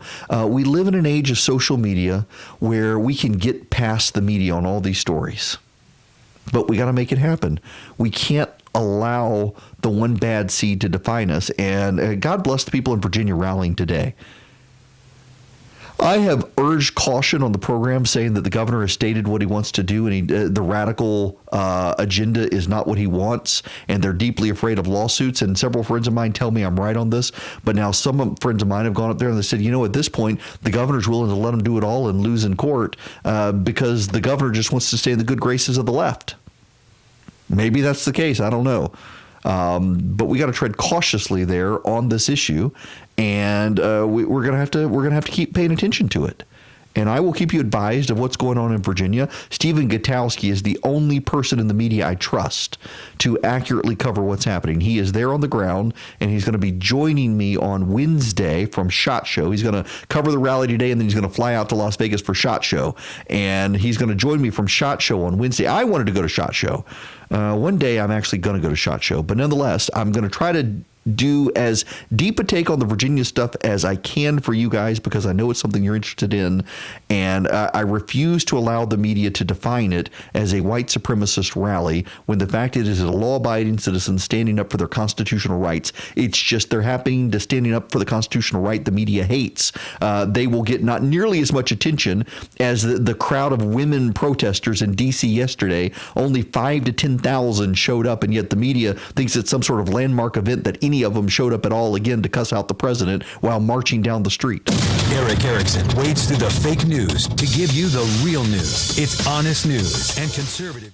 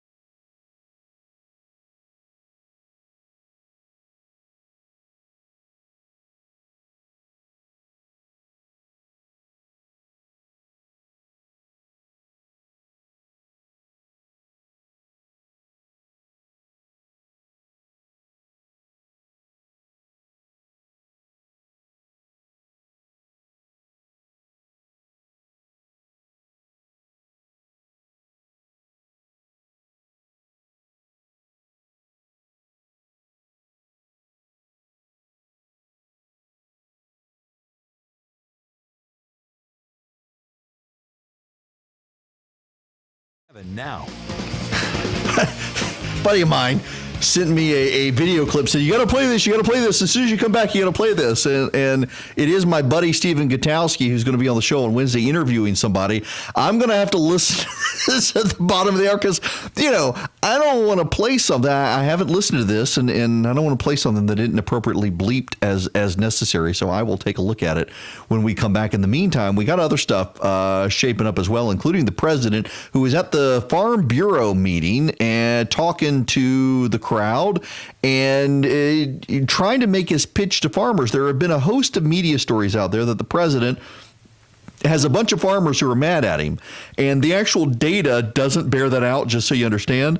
The data actually shows that farmers have an overwhelming propensity to support the president even with the trade war situation, and yet they're convinced that the media is convinced that the president's going to lose farmers. Here he is talking to the Farm Bureau. On behalf of every American worker and family, thank you for standing strong for America. Thank you very much to the farmers and ranchers for standing with me, for saying the president is right. Yes, it's tough right now, but the president is doing the right thing. Thank you. More than anything else, it proved to me that farmers love America. And I just want to tell you that America loves our farmers. A little more on ethanol. And we are also proudly promoting American ethanol. Chuck Grassley calls me. Joni Ernst calls me. Deb Fisher calls me. They all call, everybody. Pat calls me. Ethanol. They love ethanol. And I recently approved E15 to be used all year round instead of 8 months. And that's a big thing for the American farmer. We're providing unprecedented support to ethanol, support like they've never had before. Yet the radical left in Washington wants to demolish these gains, and they frankly want to destroy your way of life. They are not for the farmer.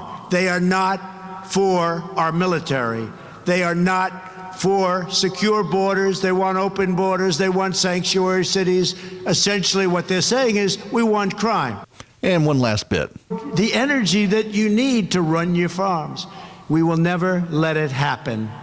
There are no better stewards of our precious natural resources than the American farmers who depend on the land and the environment for their very livelihood. You love your land. You're going to take care of your land. You don't need some bureaucrat in Washington telling everybody what the hell to do with your land. You love your land.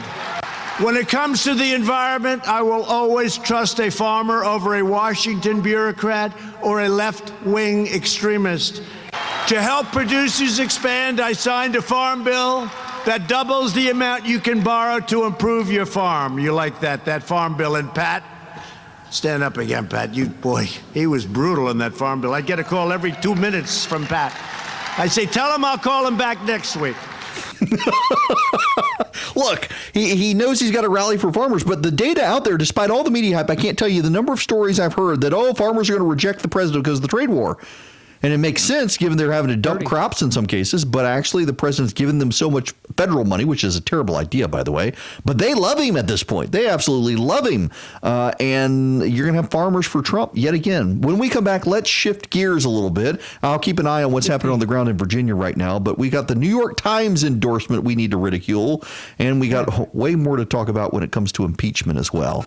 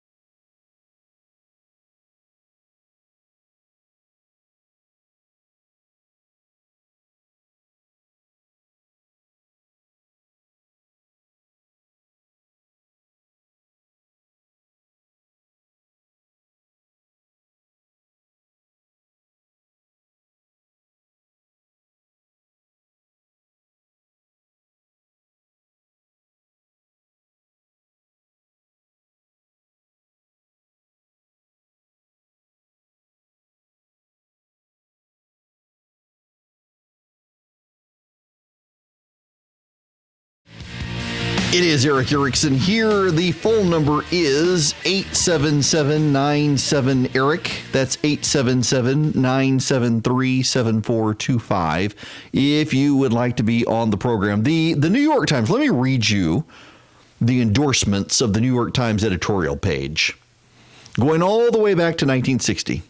John Kennedy, Lyndon Johnson, Hubert Humphrey, George McGovern, Jimmy Carter. Let me put this in perspective. John Kennedy won. Lyndon Johnson won. Hubert Humphrey lost. George McGovern lost. Jimmy Carter won. Jimmy Carter lost. Walter Mondale lost. Michael Dukakis lost. Bill Clinton won. Bill Clinton won. Al Gore lost. John Kerry lost. Barack Obama won. Barack Obama won. Hillary Clinton lost. Well, now they're going with two. They're going with two endorsements. They're going for Elizabeth Warren and Amy Klobuchar. The one they want is Klobuchar, but they don't think she has what it takes, so they're going with Elizabeth Warren because it's the year of the woman, you know. In fact, they dared to say, wait, I got to read it to you. I want their exact words, just so you know. Elizabeth Warren is a gifted storyteller. In the words of Elizabeth Warren, how? The woman lies about everything, and they're so upset about the president's lack of honesty, and they're willing to turn a blind eye towards Elizabeth Warren continually doing this. But what they're making a really big deal of the fact that they're choosing two, but they're not really choosing two. They're just choosing another Democrat. I mean, it's completely unsurprising, and yet they want to make it a big deal. They want people to buzz about it, and why? Why should anyone buzz about the New York Times predictable opinion page? And that's the problem. Is that the hush up, Siri? The New York Times is entirely predictable in this stuff. Entirely predictable. And most of the media these days is entirely predictable. You don't learn a lot from the media anymore because they're not really committed to the truth. They're committed to advancing Democratic talking points, whether it's impeachment or whatnot, and the failure to call witnesses and things like that. In fact, speaking of impeachment and witnesses, let's go to the phone. Seth is calling from Sandy Springs. Seth, welcome to the program. Hi, Eric. Hi there. How are you doing? Good. I just had a thought about the impeachment. Since the goal of the impeachment is not to remove Trump, per se, but actually to make people sick of him and all the scandals and stuff, wouldn't it be smarter for the Republicans to extend the trial for several months and get the Bidens and muddy them up a bit? And so that way it's not like, Biden's a clean slate, we'll automatically just go ahead and elect him because I'm just so tired of the scandal every day with Trump. So I'm just thinking like... as a matter of fact, Seth, they're thinking of that. I mean, if you listen to Ted Cruz and now Rand Paul and several others, they've actually come out now and said, we should drag this out for 4 to 6 weeks and should thoroughly investigate the Bidens. In fact, ABC News had a big story on Friday about Frank Biden, Joe Biden's brother, and how Frank Biden became a millionaire by trading on his brother's name. And Rand Paul has come out and said, I think we need to hear from Frank Biden, too, and bring the whole Biden family in and see how they got enriched off this. Listen, the fact of the matter is the Republicans have a majority of the votes in the Senate. If the Republicans decide they want to call a witness, they get to call a witness. That's just the reality. And the Democrats can't do anything about it. They cannot stop the President of the United States from advancing his cause. They cannot stop the President of the United States from calling witnesses who the Democrats refuse to hear from and don't want to hear from. And the Democrats are having trouble in that they could have called for people like Mulvaney and Bolton to testify, and they chose not to. And the Republicans are pointing that out. Here's Breonna Keeler on CNN over the weekend. The president did a lot of things that abused his power. But bribery, specifically. Specifically, he did attempt to bribe and coerce a foreign government official. And in this case, why isn't that an article? We have to look at the entire context of what happened here. That's what this is about. This is about the abuse of power. It's about jeopardizing our national security, our troops. It's about undermining our free and fair elections. The broad context of the pattern of this president is what's really important, and that's why we proceeded with impeachment. You could have had bribery as an article and then abuse of power as an article. For instance, Alan Dershowitz is going to argue on the Senate floor, as he basically just stated, that bribery is in the Constitution when it comes to impeachment. He will argue, or will certainly feel, that you Democrats would have had a much better case to actually say bribery if you thought it was bribery.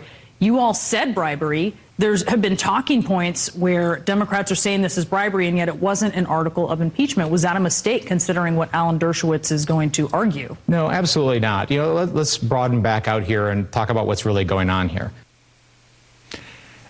Yeah, actually, it was a mistake. Because remember, even Nancy Pelosi said it was a bribery issue, and they're not just doing that. They're not calling witnesses related to that. Here's Chris Wallace with Representative Jeffries. What about the argument that we heard from Senator Graham in the previous segment? Why should the Senate take the time and go to the trouble to litigate whether or not they can hear from witnesses like former National Security Advisor John Bolton, when the House could have done it, and you decided that you were in too much of a rush to do that? Well, we proceeded expeditiously because, Trump's abuse of power, his pressuring of a foreign government in this instance for his own personal political gain, related to an urgent matter of national security. The notion of withholding $391 million that was allocated in a bipartisan You can't basis. have it, but again, you can't have it both ways, Congressman. You say it was an urgent matter, it was a threat, and then Nancy Pelosi waited a month to even hand over the articles of impeachment. Yeah, I'm glad you raised that, because there's two parts to this process. There is the impeachment process, and then, of course, there's the removal trial that takes place in the Senate. Notice how the Democrats suddenly don't have good answers for this stuff. I mean, I played early in the show Maxine Waters saying, oh, well, we couldn't because it would take too long to go to court and have these witnesses, but that's not actually true. Courts would have expedited the process. We know they would have expedited the process because they expedited it for Don McGahn. Really telling to me that they have not carried on these conversations. Really telling to me that the Democrats refuse to have these witnesses show up. Really telling to me that they decided to make the Senate the bad guy here. Say, oh, well, the Senate's not calling the witnesses. No, you didn't call the witnesses. Do you know? I've done the research. I have done the research. There have been 68 impeachments in American history. Only one time in those 68 impeachments has the Senate ever called witnesses not previously heard by the House of Representatives. That was, and you know what that one time was? That was Alcee Hastings. And why did they call a witness not heard by the House? Because the House had called the witness, and the witness evaded the House of Representatives, so he didn't have to show up. That's it. That's the only time the Senate wanted to have a witness not heard by the House, is because the guy evaded ever going to the House, tried to get him, and couldn't find him. The House didn't even try to get Mulvaney and Bolton. They knew exactly where they were, and they didn't try to get them.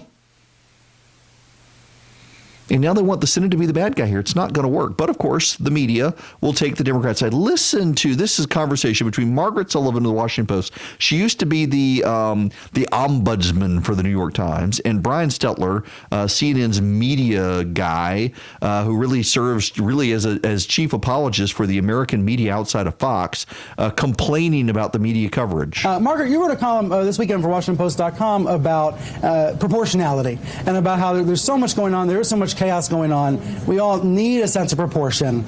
You wrote here, a sense of proportion, what is significant and what is trivial seems strangely missing right now. What truly deserves our all-out attention and outrage? What's the small stuff? You think newsrooms aren't getting this right?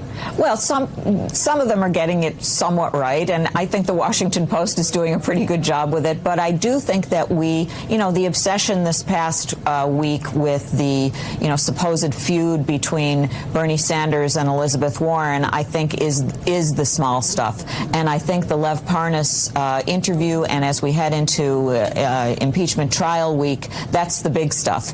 And to kind of present them as roughly equal, like here's a couple stories coming out of Washington and they're kind of about politicians fighting with each other, I think that misses the point. Well, it depends on the medium, right, and where this is happening. Because if you're listening to a radio broadcast and they only have 2 minutes, that's true. Everything does start to sound equal. Exactly. When it's not. Right. And you do want to, I think you want to hit a number of different stories, but you have to be able to say, this one matters more, and we flag that in different ways. Where is it in the broadcast? How much time does it get? How is it framed? Yeah. All those decisions that editors and producers make. All the equal. Notice how she's trying to say that there really wasn't a controversy between Sanders and Warren, that the media really needs to spend more time focusing on the president and impeachment and all the bad stuff that the president did. Leave the Democrats alone. Leave Brittany alone. For those of you who know, you know. I'm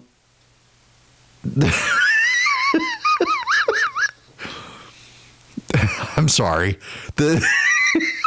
Just the media meltdown on this stuff has become. I really could change this entire show and just do 3 hours on how much the media screws this stuff up, and their obsession with trying to be fair, where fairness is focused always on the Republicans and not on the Democrats. Here's the thing.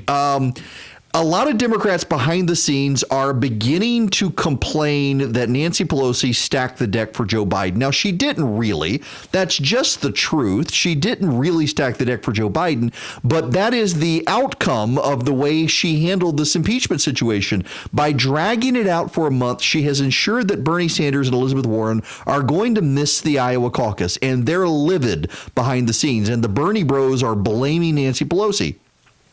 Here's the problem. There is increasing data to show that while black voters support Joe Biden, the white base of the Democratic Party that gives the most money does not like Joe Biden. They've decided that he's too moderate, too mainstream, not progressive enough, and Nancy Pelosi has just propped him up. That is going to come back and cause the Democrats problems, and they're going to fight with themselves. And you and I both know what's going to happen. The media is never going to cover the fighting on the Democratic side in the way they would ever cover the fighting on the Republican side.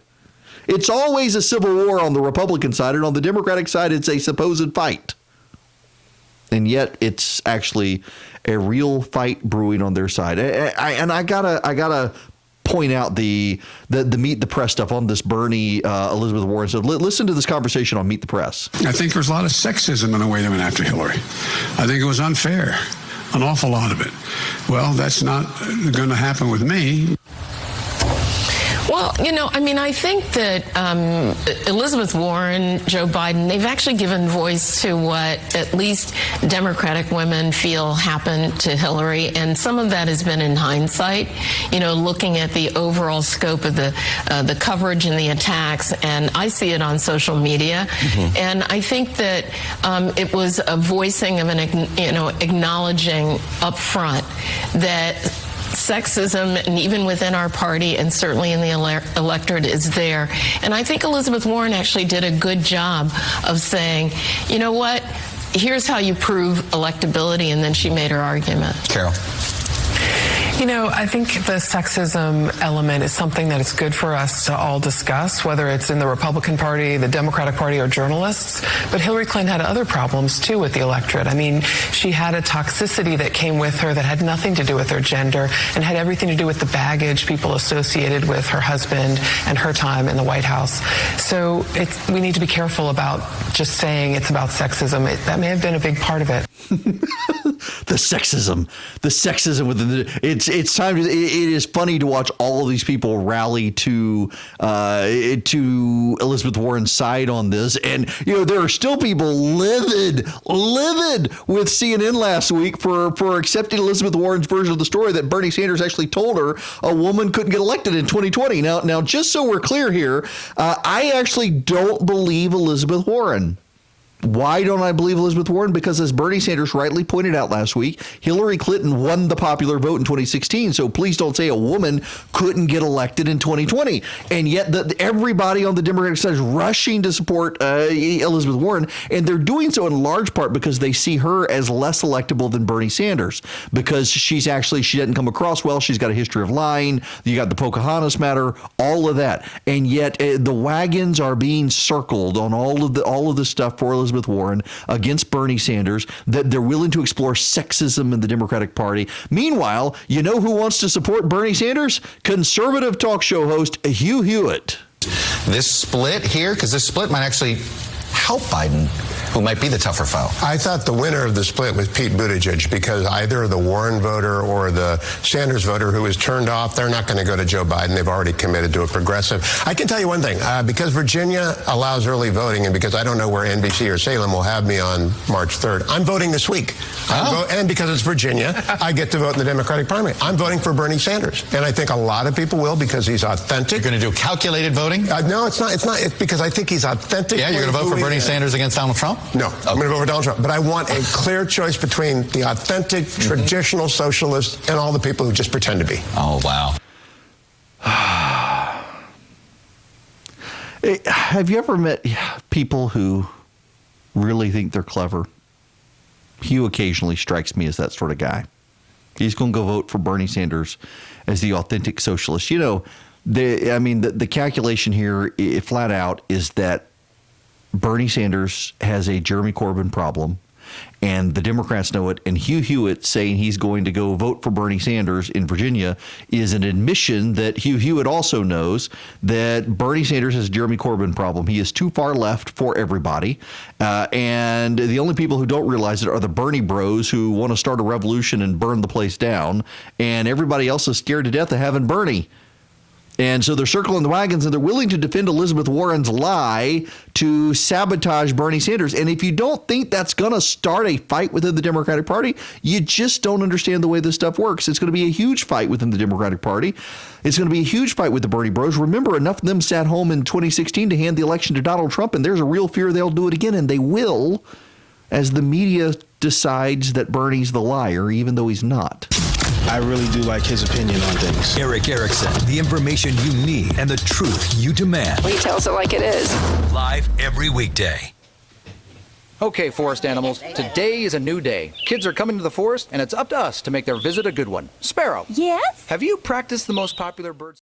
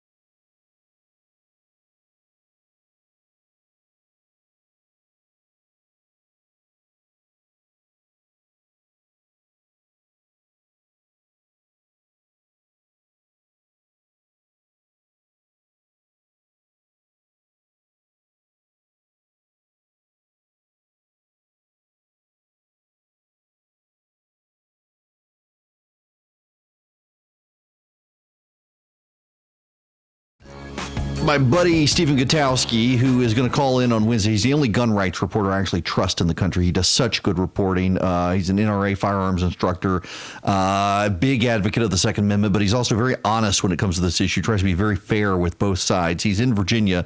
I want to play this conversation. This is with the black man at the rally. You know, the rally's supposed to be, it's white nationalists. Here's Stephen Gutowski interviewing a black man at the rally. Oh, so what's your name? My name's Mark from Northern Virginia. Okay, where in Northern Virginia are you just? Northern Virginia. Okay. All right. How far did you have to travel today? 2 hours. And so why did you think it was important to drive those 2.5 hours? One, I love this country. It's about the Second Amendment. It's about our ability to defend ourselves and our loved ones. It's not only a constitutional right issue, but it's also a civil right issue. The governor, who's known for blackface and or possibly having a Klan's hood on, has the audacity on MLK Day to declare executive order that would prevent people from lawfully protesting. This has been a long-standing rally where people have come and they've protested, and then on top of that, to add insult to injury, he wanted to push forth the narrative that white supremacists are stirring up issues. I feel comfortable here, haven't had any issues here.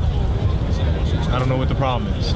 So it for me, as an African American on MLK Day, it's critically important that we preserve the ability to defend ourselves and our loved ones. And I will not allow anybody to push a narrative saying that there are racist people at these rallies. It's not true. Stephen Gutowski doing great work interviewing people on the ground there in Virginia, showing that things are definitely not what the media would have you believe. You actually do have NBC News reporters trying to make this out to be a white supremacist rally in Richmond. And it is a very diverse crowd. It is black, it is white, it is male, it is female. It is a group of law-abiding citizens who are very angry with the governor of Virginia deciding that he's going to issue an executive order banning protests. This is, the media in this country refuses to engage honestly with the Second Amendment. You know, so I was having this conversation on Sunday evenings. A friend of mine comes over on Sunday evenings, and we sit on the front porch. We have a cigar. We have a glass of bourbon. He has the cigar. I occasionally do.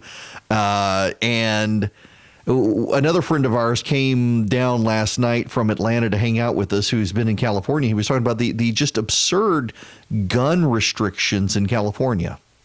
And some of the things in California, for example, in California, you can't rapidly fire your handgun at a gun range. You can discharge a bullet no more than 1 per second. And if you rapidly discharge your gun, you get yelled at and thrown off the gun range ultimately. And if you go to a gun range with an AR, you've got to put a device behind the trigger that slows down your rate of pull.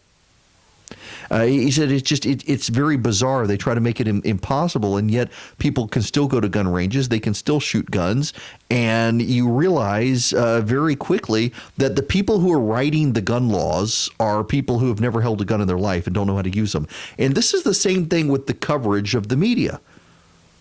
For all of how many members of the media do you hear use the word clips? Oh, they've got a 25 round clip in the gun, as opposed to a magazine. They can't get the lingo right. They don't understand it. It reminds me of the assault weapons ban in the 1990s. It was what was it? Was it Field and Stream, Soldier of Fortune? One of the magazines put out a guide showing how to get around the ban. Essentially, you could have a banned AR as long as it was pink. If you had a pink one, then that wasn't considered a military-style rifle. And so you could get every single option that you wanted just by buying a pink gun. 30. Because it was a bunch of people who didn't really understand guns. The media is never going to play straight on this issue. But, you've got talk radio now. You've got the internet. You've got Fox News. You've got all sorts of media outlets that can get around the prevailing voices of the mainstream media and give you the truth. 15. And that's what we're committed to do here with this gun rights rally. We're going to keep our eye on this through the day. We'll bring you the latest tomorrow. Yeah. Stephen Gutowski joining me on Wednesday to talk about all this. See you guys tomorrow.